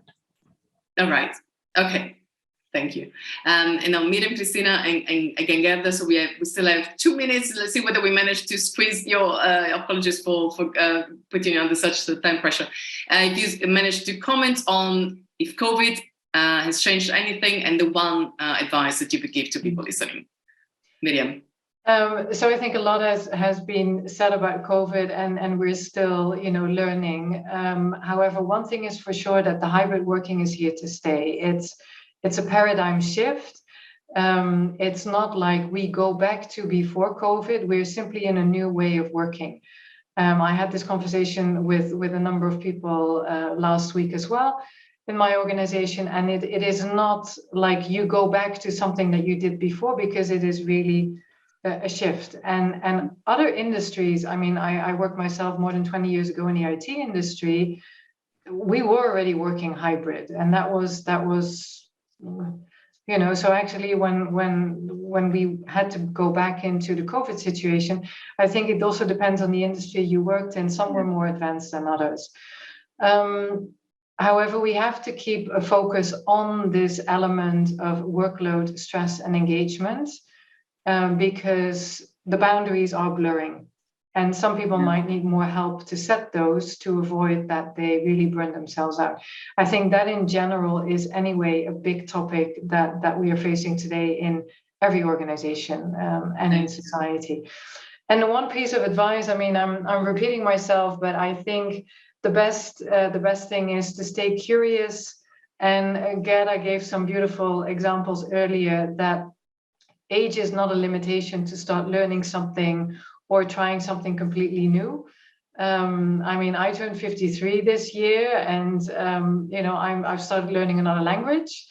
I think you can keep yourself motivated by not thinking about the age, because you can also create an unconscious bias and boundary for yourself. Thank you. Cristina. Just real quick, because I know we have 30 seconds now, but just in terms of hybrid and change and what COVID brought to the table, I would say just a couple of examples. CEOs that have been very pushy about hybrid work are, older than 60. No, just to keep it there. So it's nothing to do with that generation. Also, we see people that have been blunt about, not being remote work. For example, Elon Musk, that we know in Twitter, he's 51 years old. So again, it depends on the individual. And lastly, a tip of advice: just be proud of what you bring to the table and focus on your uniqueness, no matter if it's based on gender or disabilities or age, whatever it is. Focus on your strengths. Thank you. And the very last word, Gerda, in 10 seconds, if you manage to. Dare to dream and follow them. Wonderful. Thank you again so much. I know we are absolutely out of time, but it's been such a pleasure to talk about something that perhaps we don't really get to talk too much about, at least not in public spaces, but or digital spaces. Although, of course, the conversation seems to be getting some momentum across the board now. So it's been a pleasure really to being with you. Thank you again so much to our wonderful panelists, Gerda, Yassine, Miriam, and Cristina. And thank you all for listening. And hopefully we'll see you again very soon. And for anyone interested in what we do at Sustainable Views, come and find us at sustainableviews.com. Thanks again. Thank you, Sylvia, and all panelists for an inspiring and enlightening session on not only the challenges we face in an age-diverse workforce, but also how to tackle these with some great ideas and turn it from being a challenge to an opportunity. Last but not least for today is our panel on purposeful leadership, moderated by our very own editorial director, Paul Lewis. Purposeful leadership has really taken hold in only the last few years, and I'd say is exasperated by a combined storm of conscious consumers, employee preferences, and a realization that a company's purpose is about far more than just making profits for the shareholders. So let's kick off our panel on purposeful leadership, where we'll hear about leadership challenges that the panelists are currently facing in their organization. Over to you, Paul. Thank you so much, Gustav. And good afternoon, and welcome to this last session of the day on purposeful leadership. It's a big topic, much of which has been touched on already, but I'm delighted to be joined by my panelists, who will give a range of perspectives. Ian Walker, who's Senior Director of Talent Development for Salesforce. Mitch Beckman, CHRO of Weber, US unit of Ferrovial. Nandani Linton, VP of Organizational Growth at Siemens Energy. And Harriet Whaley-Cohen, a leadership and DEI facilitator with many clients across many sectors. So purposeful leadership seems to mean different things to different companies and has certainly changed over time. Not too long ago, purpose in business seemed to be focused on the bottom line, so long as there were no breaches of the rules. People then began to talk about how producing goods and services that consumers really want is inherently a social good because it solves problems in the markets, whether they're big or small. But as companies began to understand that all stakeholders matter, and then realize that companies may have actually quite a role to play in society more generally, expectations of them from within and outside have dramatically changed, as Gustav has alluded to. We all now seem to be affected by events in the world, and leaders are asking, what is the narrative that can explain a company's broader role in society in a way that is both convincing and powerful? Now, throughout this session, please do ask questions, and we'll try to answer them either during the discussion or towards the end of the discussion. It's part and parcel of this learning process. So let me start with Ian. Now, your founder at Salesforce, Mark Benioff, has been very vocal about the company purpose and the question really is, how has his message filtered through the organization, and how effective has it been? Ian. Well, thank you so much. I think to answer that question, we need to understand that bigger picture, which is what I've loved the sequence of these sessions which we've been tapping into. I think it's important to put it into that wider societal context. We're dealing with unprecedented complexity and ambiguity, obviously with the climate, with what's happened in Ukraine, with the recent pandemic, with changes in politics. We're moving from a world 20, 30 years ago where we were looking at democracy as being something which is going to become pervasive. Now that seems to be under threat as well. So many of the certainties which we've taken for granted historically now seem to be not there anymore. So that ground is something which has shifted and which feels much less certain. So I think in response to that, our company has done a few things and continues to do a few things, and I'll talk a little bit about that.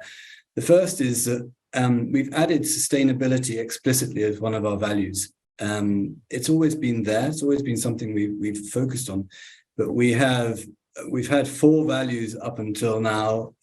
Trust being the number one value. We always talk about trust, customer success, equality, and innovation. Which obviously for a tech company is really important to remain ahead of the game. We've added sustainability, and our head of sustainability, he was at a leadership development event I was on recently, and he talked about this need for every leader in the company to start incorporating sustainability into everything that we do. And that's a complete mind shift, I think. And when I think about sustainability, I don't just think about the way probably he interpreted it, which is, climate and sustainability from the planetary point of view, but also sustainability as a business. And I think that's a real key shift that we're seeing now within Salesforce, is really thinking about, okay, we're now 70,000 people. We're no longer a young startup. Benioff is still in place, as you mentioned him. We still have a lot of the same leadership in place, and we still have an amazing agility in place. But we also need to think about how can we become more sustainable long-term as a business. So I think sustainability takes on this bigger view. And the third thing, which also came out of, I think, the last discussion around ageism, is inclusivity, diversity, and equality as being another driver. I talked about it's one of our key values, but I think that's something which we're seeing as being a key driver within our company as well. So at the corporate level, we've always had this concept of stakeholder versus shareholder capitalism as being one of our underpinning principles, as you mentioned, Paul. I think it was Larry Fink who described it well. Society is demanding that companies serve a social purpose.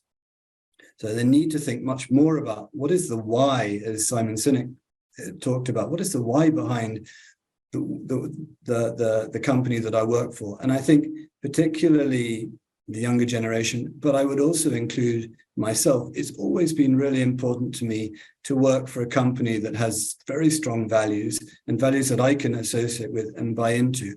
But I think that's becoming increasingly important. And Salesforce has always been a very, very values-driven company. And we use that explicitly. We talk every company meeting about trust, particularly trust with our customers, trust with our employees, and trust in our technology as well. So it's trust in a very holistic sense. So if I think about how that translates to leadership at the individual level, if we look into the past, and I know some of your previous speakers have alluded to this, I think purpose in leadership in the past was really rooted in the leader themselves. It was this idea that, the Steve Jobs of this world, the Bill Gates of this world, the Jack Welches of this world, very strong personalities with very strong purpose, but they kind of pulled people almost physically with them rather than enabled them and supported them in bringing them with them. And I think that's a shift which we're seeing in leadership, which I'll talk to. We had this very strong command and control model in the past, which was in some ways successful. But I think it had a significant human cost. And I think, if the pandemic has taught us anything, it's taught us that command and control is an illusion. Maybe it's always been a bit of an illusion. But you can't look over someone's shoulder when they're working, remotely from you as a leader. So I think that's something which has shifted dramatically. And I think that, even in the early 2000s, Jim Collins in his book Good to Great called out this idea that actually leaders that can lead from the back or from the side are actually more effective than those that only have this position at the front where they're riding the white stallion and have to be the center of attention and be seen to be leading explicitly. So if we take this to the present, I came across this acronym recently, which has been around for a while, but it's kind of a parallel to VUCA, which is, I think, Rory Simpson talked about the VUCA world. It's the Banny world we live in now, which is there's a brittleness about what's going on, which is leading to an anxiety and this kind of idea that we have this non-linear complexity, which people are finding difficult then to comprehend. So brittleness, anxiety, non-linearity, and incomprehensibility, I think, is now a theme which leaders are having to contend with. And so I think leaders there need to tap into different voices in order to address that. And if I think about something that the late General Colin Powell said, he was on Salesforce's board. He talked about the importance of listening to every voice in the room before he spoke. As the most senior person in the room, he recognized that if he raised his voice and said, "This is what I think we would do," everyone go, "Oh, great idea." And he made a point of saying, "I will actually listen to the most junior person in the room because they're the ones closest to what's happening." And I think that's a real key shift in terms of leadership as well. So it's asking different questions, it's being more open. And I talk about this idea of moving from command and control to curiosity. And I think another one of your speakers, I think it was Rory, again, maybe talked about the importance of curiosity in leadership. Being genuinely curious and genuinely thinking, I don't know all the answers, I think is really key. And so that's kind of characterized to me by this concept which came from an HBR article around moving from micromanagement to micro-understanding. So really understanding humans at the human level. And I think that's something else that Rory talked about. Bringing humanizing the corporation, humanizing leadership is really, really important. So in terms of what Salesforce is doing, I talked about the shift to stakeholder capitalism. We have very consistent messaging top down. We use a method called the V2 MOM, which is vision, values, methods, obstacles, and metrics. And every year we revise our V2 MOM, this planning method, where we look at vision and we assess, have we got the right vision for the coming year ahead? And we will crowdsource input into what are the things which we should be doing, so the whole company can be involved in this process. And once we've established this high-level corporate V2 MOM, as we call it, every single leader at every level needs to cascade and create their own V2 MOM, which taps into this company V2 MOM. And so it enables us to be strongly values-driven, to have a very clear vision about what we want to accomplish, and also to be adaptive to the environment that we're in for the coming year. And we can adapt that V2 MOM. We have a review every half year to make sure that we're also remaining relevant, which for a company of 70,000 people is quite something. But we had to do that, particularly during the pandemic, adjust our products, for example, to the needs of the pandemic, and other adaptations which we need to do, particularly in this world which is so dynamic. So those are just a few of the things. There are other things, but I think I've probably talked long enough just to kind of get us started, Paul. Does that help? Yes, that's you bring up so many critical points, and I'd like to come back to some of the if we have time, the practicality of moving from that command and control idea to something that is a bit more, for want of a better term, democratic. But what are the actual the difficulties that you'd find with that, and this idea that you have an internal message, but you also have an external message as well, and making sure those are aligned. But hopefully we can come back to that. Can I move to Nandani? I mean, energy obviously is, front and center when it comes to people's perceptions of, role in society and the significance of it. How do you see things have changed? How has the idea of leadership and purpose evolved up to now, and both the internal and the external way of looking at it? Thank you. And indeed, building on what Ian was saying, and as you point out, energy is absolutely at the center of this kind of disrupting world, right? Whether it's climate crisis, whether it's what's happening with the war in Ukraine, whether it's looking at what developing nations need, energy keeps coming up in the middle of that. And at the same time, the industry itself is disrupting, right? How do we move to renewables? How do we go carbon neutral? What's going on with the fossil fuels? Yeah, these are huge political, social, and much more than that questions. And a sixth of the world's electricity runs through Siemens Energy machines, lines, so we're very aware that what we do as a company has a direct impact, a sizable impact on the world. And let me just add that in addition, as a company, because here we get to leadership, obviously we have the name Siemens, that's an 170-year-old legacy culture, where we keep saying we're the world's oldest startup, because since 2 years we were carved out, spun off, we've been on the DAX in Germany as a standalone listed company, but it's only 2 years. And so it's this mix of doing something very new, plus doing stuff that's very old, having a new culture that we're building at the same time that we have a very old one. And just 2 months ago, less than 2 months ago, we had a new operating system, which has gone live. It's public knowledge that we're very likely to be integrating the wind power company, Siemens Gamesa, in the coming year. So that change that keeps going. To me, the most powerful thing that we are doing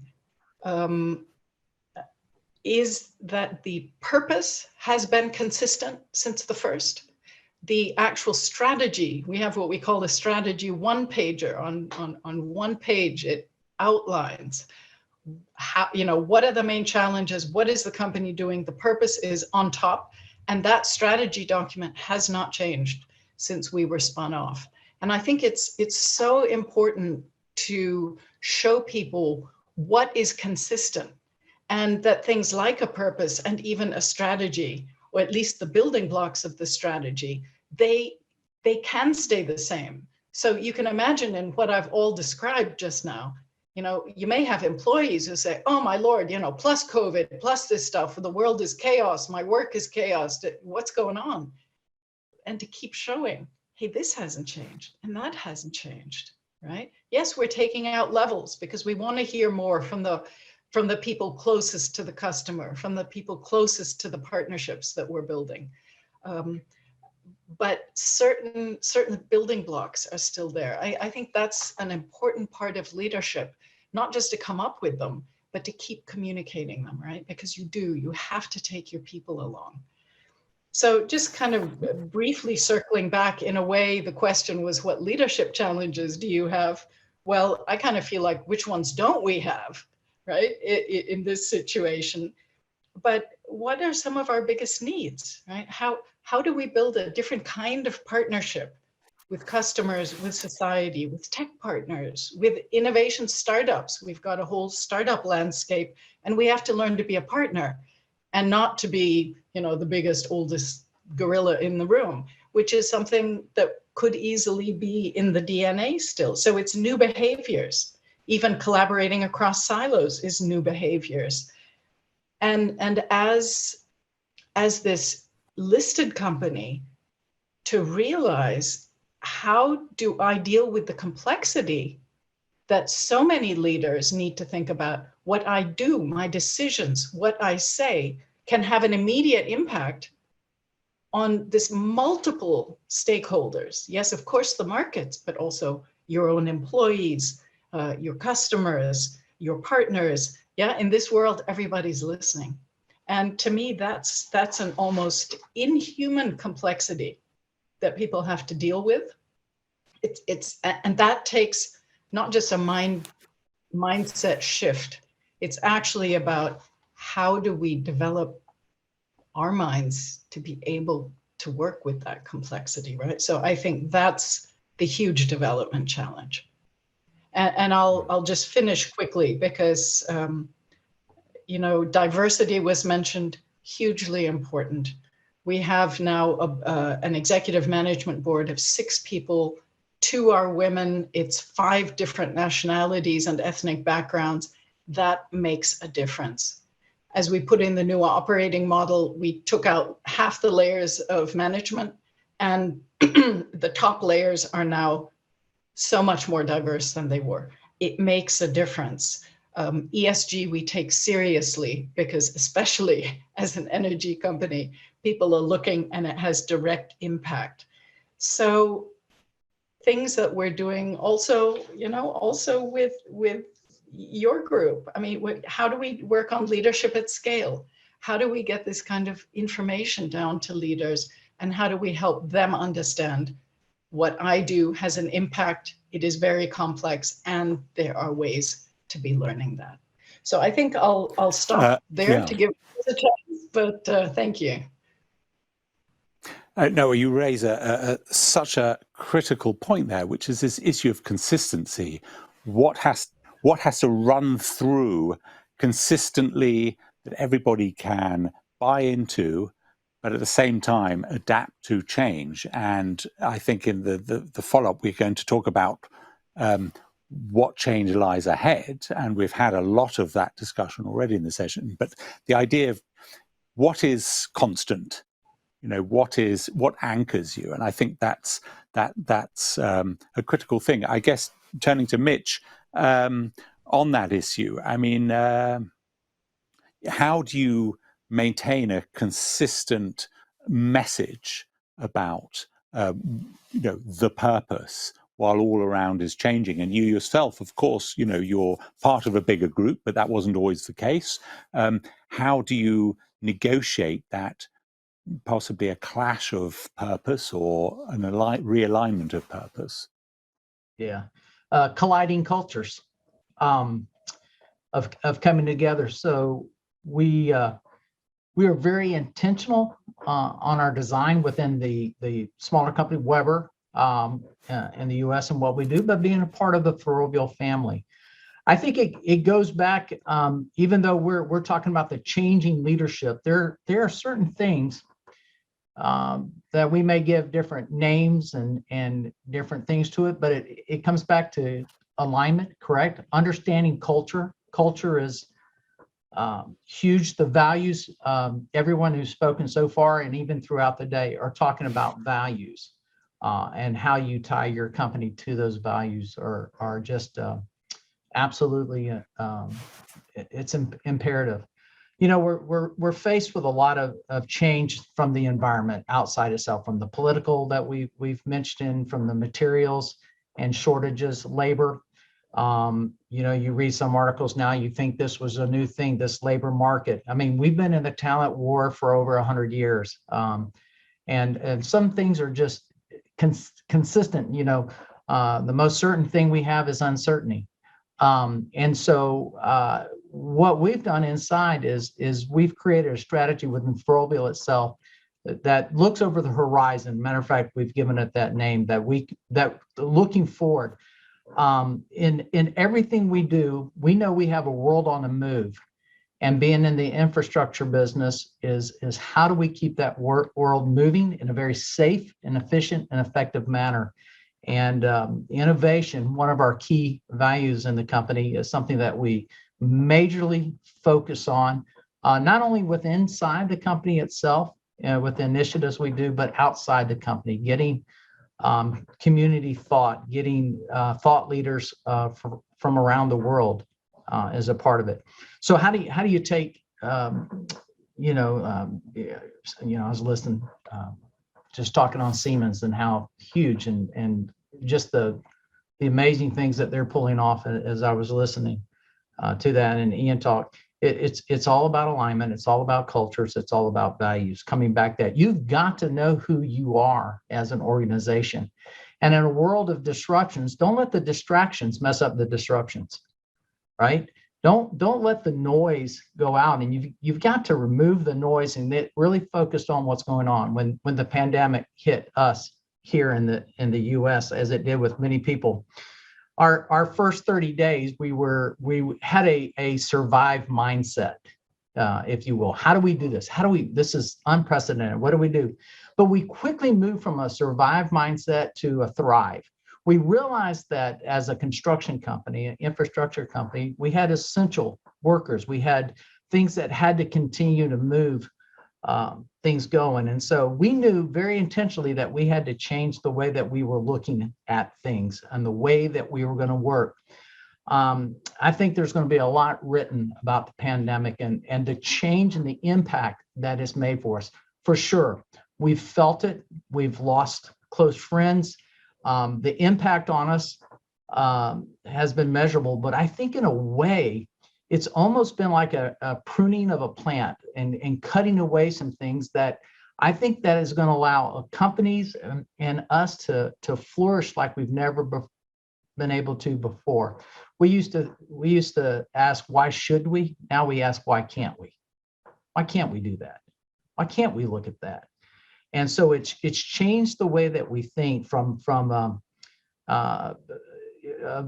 reacting to responding to situations. You know, reactors blow things up. Responders heal. Responders come in and evaluate and make the diagnosis that we need to do that's going to change it. I think that's one of the mindsets that we've seen within Ferrovial, that we've seen in Weber, is to get back to those things that we know are true, our culture, our values, and to be able to look over that horizon to see where we can take things. Yes, I think when you say you've got to know who you are, I think that goes to the heart of it, really, because as you go through really tough times, and there have been some obviously really tough times already, how do you keep steady? How do you anchor yourself? And in fact, later on, I want to, if we have time, just to talk about what is going to happen over the horizon. You mentioned looking over the horizon, so that you don't get thrown off course. When you know who you are, the sort of resilience, that culture of resilience has to come out. But let me turn to Harriet. So you have a very different perspective here. You see companies from the outside, but you're looking very much at the characters within and the needs and demands of individuals, trying to sort of empower them. How much is that individual motivation really about purpose, the purpose from the company's point of view, but also the purpose from the individual? Tell us what you see in the market now. I think this is the crux of the issue when it comes to attracting and retaining staff and staff performance, and the leaders that I'm working with, is that when they are very clear on who they are and what matters to them and how they want to show up and the kind of organization they want to be aligned with, they want to be in a place where they feel proud of where they're working, where they feel proud of the difference that the organization makes, and where they know that they can hand on heart align themselves with that organization. And in that sense, and I know this has already come up, the values piece is just absolutely vital.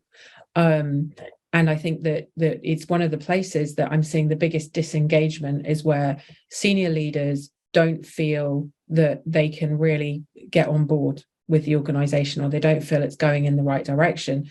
That's where people are struggling to retain staff. That's where people are disengaging. That's where they're not performing.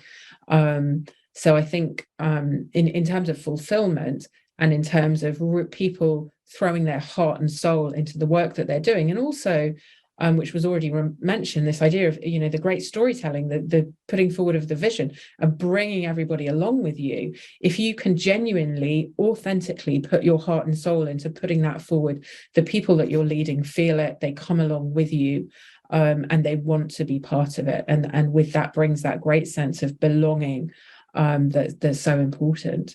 So I think that's a really big part of it. I think one of the other big challenges, and this has of course been touched on already, is we've been through a lot collectively and we've been through a lot individually, and the world feels more uncertain. And I'm Gen X. For all of us Gen Xers, it feels more uncertain than it's ever felt before, and it feels quite sudden that this uncertainty, the last few years, has come down. And what we see before us is even greater uncertainty. And there's been this big readjustment to perhaps something that I call with my clients learning to love the questions rather than needing to know the answers, and being comfortable with the uncertainty, but so steeped in knowing your own self-worth, knowing your values, knowing that you can lead, knowing that you can hold yourself steady, that it's going to be okay despite the uncertainty. And from that place, actually, it becomes more possible to open up to the opportunity. And as Mitch just mentioned, to be in that space of responding, healing, rather than the defensive attacking mode of old. Yeah, as you say, this idea of feeling proud of the organization, I know what it's like to feel proud of an organization. I know what it's like not to feel proud of an organization, and there's a world of difference. I think what you've all alluding to here is this idea that everyone has a bit more of a voice. And if everyone has a bit more of a voice, whether or not it's directed from the top or whether it's just part of the culture anyway through the organization, this seems to really sort of almost turbocharge that sense of belonging, that sense of purpose. But another thing was mentioned earlier today about growth. And I've always wondered whether or not it's this idea of feeling proud of an organization, what it says it represents, or the fact the organization just happens to be doing very well and we all want to get part of that exciting story. And I'm just wondering whether or not you have any thoughts on, what is the bigger motivator in a sense? If things are going well, you possibly ignore a lot of the bad things in the company, and it's only when things are going bad that you then, all these tensions start to surface. Do you have any sort of thoughts on where that line is? That's you, Harriet. Sorry. Yes, just checking. Okay. I think increasingly, and I think that the period of lockdowns that we experienced here in the UK and in many other different parts of the world has led people home to their values, and they're no longer willing to compromise, and that people's values have shifted, or their awareness of what matters to them has really shifted. And then I think that even if business is going gangbusters and things are going phenomenally well, if they feel that what the organization that they're working for is doing is unethical, unaligned, there's diversity issues, that they're not practicing what they preach. And we've seen that this week. We've seen it with what's going on in Qatar, haven't we? With some organizations that have purposefully said, I'm pulling out. There's a German supermarket whose name's just escapes me, who've removed their sponsorship from the German national team because they've taken off their armbands, right? And I would imagine that people who are working there who feel that kind of allyship is really important to them would feel very proud of it. And I wonder how people whose perhaps the organization they work for is sponsoring other teams who have towed the party line, but they haven't pulled the sponsorship, how they're feeling. What would that feel like to be an LGBTQ plus person in that organization that now realizes the place you work is actually just a performative ally and not a genuine ally? What does that really feel like? And I can imagine that there's people on LinkedIn right now looking to move because they no longer feel safe, they no longer feel like they belong, they can't buy into the vision. It doesn't matter how successful the company is, that stuff is more important than it's ever been.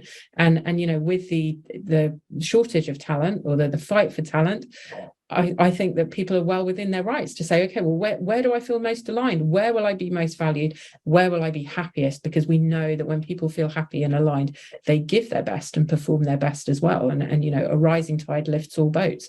Why would you not want to be giving that best somewhere where you feel aligned? Yeah, I mean, it's an incredibly powerful signal, isn't it, when the company turns around and says, well, we're actually going to take action rather beyond the words.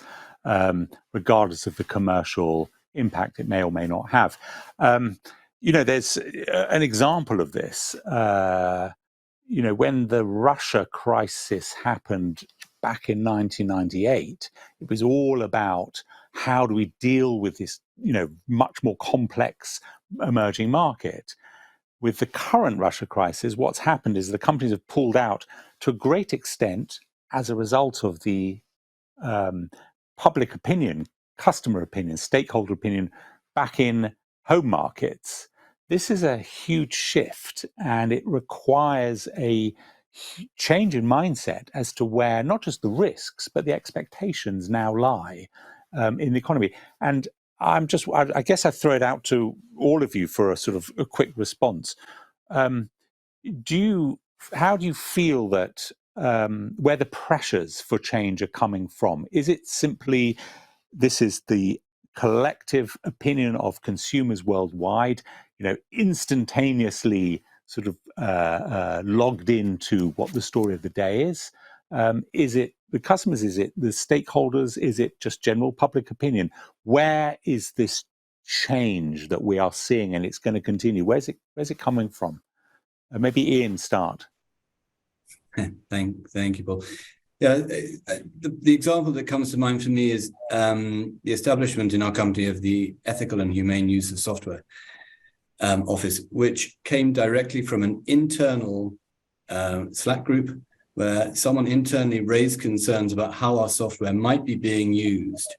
And so our senior leadership responded to that, not by going, oh, we can't talk about that, that's kind of off limits. It's like, well, let's listen to that, because that's not just the voice of an employee, that's a much bigger voice which is being expressed, because of course all of our employees are consumers as well, right? They represent a much bigger constituency. And I think that's the key, is how do companies deal with those difficult questions? And it's not to say, as we talked about, that you have an answer to those complex questions, but at least you're talking about them and you're getting them out in the open and you're addressing them.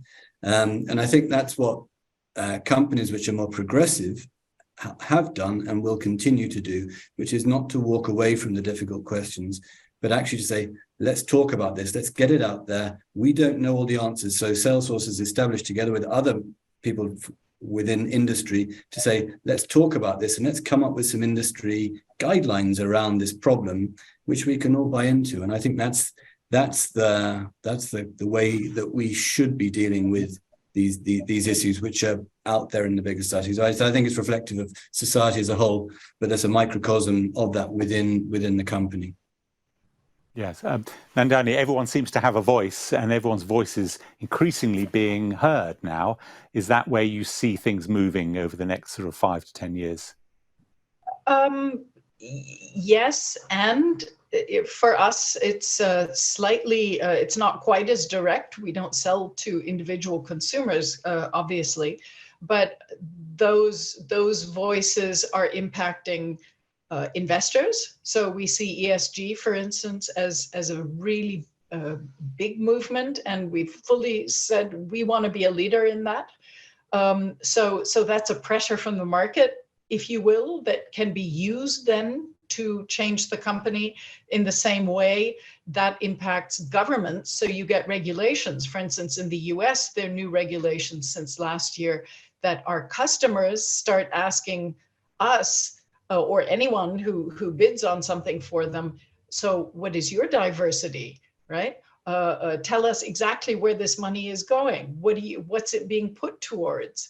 So I see this as a system that's self-reinforcing, where you can use those forces then to make sure that change becomes global and also gets moved through the company. So I always look for, where's the big stick from the outside? That's the best way to make stuff happen.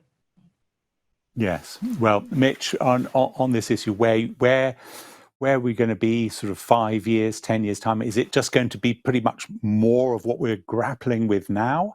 Or do you see something else that's going to affect the way we think about purpose?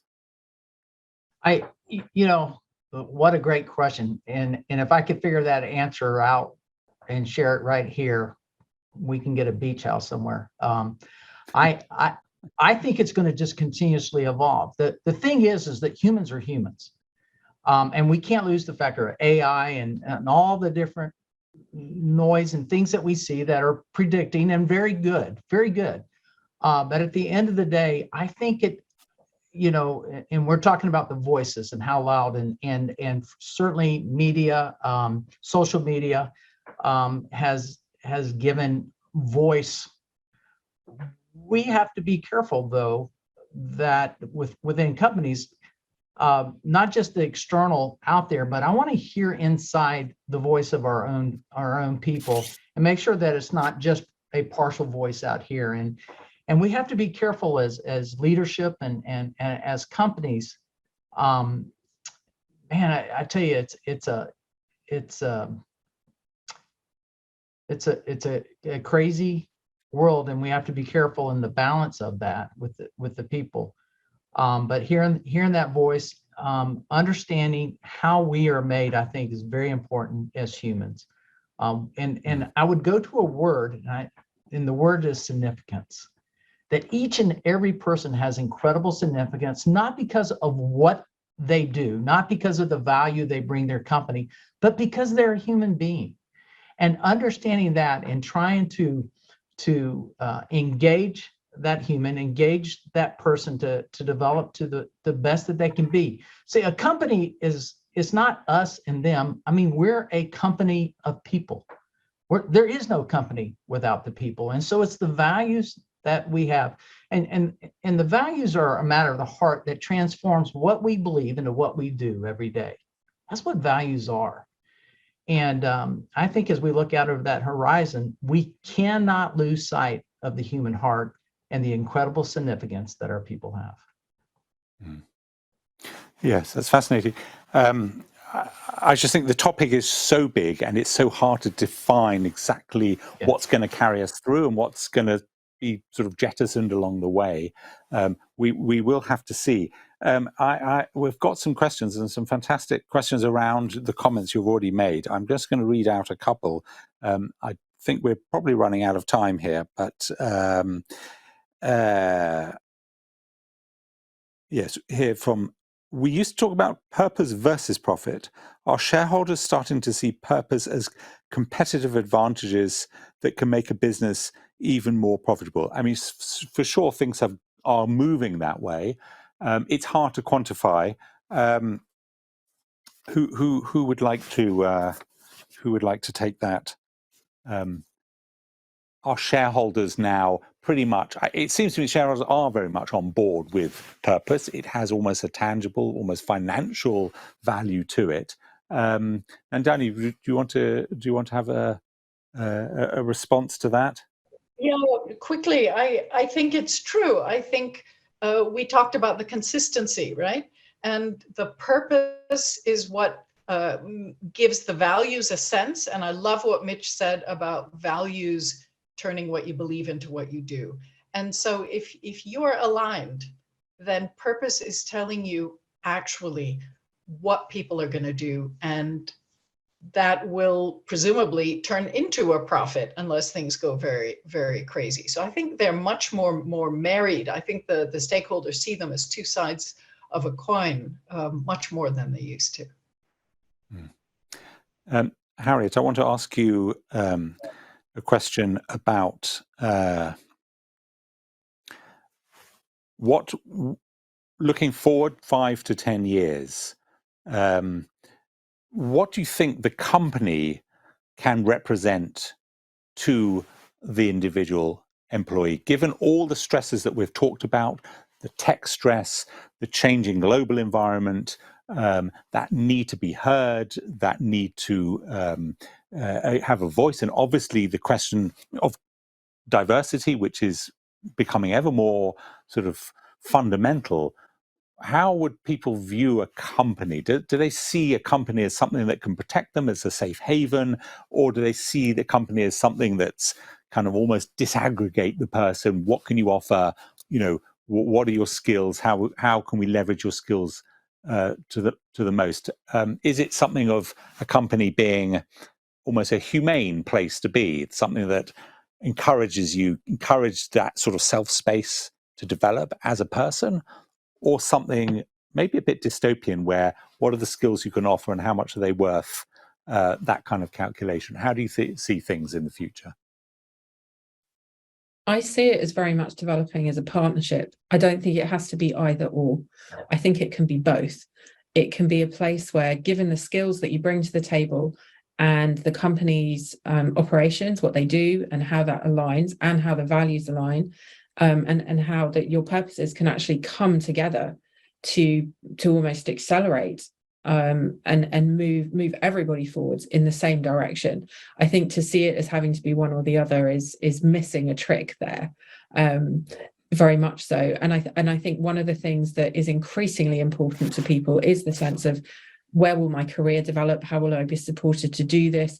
And within that, understanding that there are different traits that are being valued in terms of leadership compared to, say, 5-10 years ago, where it was pretty much, about results and competitiveness and assertiveness and all these kinds of things. Whereas now, empathy, vulnerability, collaboration, all these kinds of things. And I think there's an awful lot more people who feel that on that basis and the direction that things are moving in, it's something that they can throw their heart into and really align with. And so I think with that sense of partnership, and not just common purpose, but also common journey and common understanding of how we will best get there together, I think that's where the greatest gain and fulfillment, as well as pure profit and success, lies. Yeah, I think it's an interesting way in which we see this shift, but actually perhaps those of an older generation are pleasantly surprised when one talks about the sort of empathy and togetherness and listening, and this, it's almost welcome that this command and control thing actually isn't the reality. Things are moving, and I think, as you say, everyone, it's not just a generational thing. Everyone can sort of thrive a little bit better. I'm just going to end. We've really got maybe a minute. One question here I want to know. Absolute gems. If you're given 3 pieces of advice for a small business that's trying to scale, what would that be? So think about this idea of purpose, but in trying to scale. Maybe not so much 3, or we'll take 3 from each of you. Can you think of one piece of advice? Ian, what would your piece of advice for someone trying to scale and maintain that purpose? Well, I think it comes down back to this, starting with the why, being very, very clear on why you exist as a corporation and what is it that you're fulfilling as a function in society over and above simply making a profit. That would be my one. Okay, Mitch? Have a solution mindset. Be a solution. Never a quick no, but a slow yes. How do you get to yes with your customers, with your employees? Understand them and get to a yes with them. And Dani? I'd say it's, how do you involve people? How do you make that a conversation with your employees, even with your customers, with your partners? Discuss with them. We still want to do this purpose. We're getting bigger. How can that look? How can maybe that can grow as well? Okay. And finally, Harriet, from the individual's point of view, what is it they have to consider? Being a purpose-driven business who is currently scaling, the biggest advice that I would have from my own experience here is to get help. Ask for help. Get really great mentoring. Look up the ladder at people who know how to do it and know how to achieve that growth without compromising on purpose, and get their advice. Collaborate. And you don't have to reinvent the wheel yourself. There's so many incredible people, and in the purpose-driven world, we're all incredibly keen to uplift each other. So collaboration is key. Well, that's a very uplifting way to end this session. Thank you very much. I think we've ended, yes, on a very optimistic note that things are working out. We're getting that a sense of where the company can go to, what it can be. And experience shows that it's, in many, many cases, is working. People are on board with it. So Ian, Nandani, Mitch and Harriet, thank you so much for ending this session. And I'm going to hand back to Gustav, who will end with a few words. Thank you so much. What a powerful way to conclude this afternoon on the topic of the why, purpose, purposeful leadership, and the many great stories and perspectives that you shared. So thank you, Paul, and all of you panelists. It's been a content-rich, a perspective-rich afternoon with many real nuggets of wisdom, insights, and most importantly, stories shared along the way.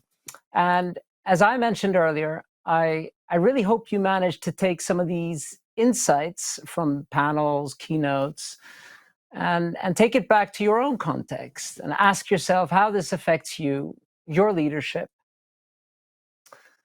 There were many points, but I wanted to highlight 3 points that I took away.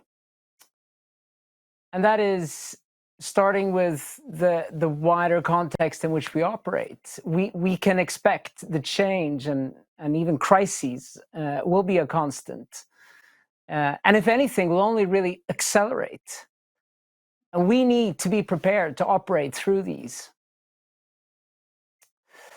And I think really one important lesson here is to nurture a culture where we can learn how to embrace change and really develop confidence in managing and even instilling joy in change. The second point is the power of rekindling our childlike qualities, curiosity, creativity, storytelling. These naturally create connection and a more human environment. And finally, to find ways to engage all your employees through values, through the culture, and make them feel included, as this is a necessity. In an era where more work flexibility, but also where we see and realize the power in managing diversity of all kind in our organizations. There were many more, but these were some of the points that really stuck with me. What are yours? It's been an absolute privilege to have so many from our community and our partners involved in today's Learning Exchange, both panels and connecting online, engaging throughout the day. Thank you very much for joining the conversation. I think we all agree, learning is not for the select few, it's for all of us. And if we want to keep growing, if we want to thrive and actually have a positive impact, positive change, we need to nurture this collective learning through conversations like this and so forth. Because ultimately, if we want to go far, we need to go together. Stay curious, keep learning, and a big thank you from all of us at Headspring.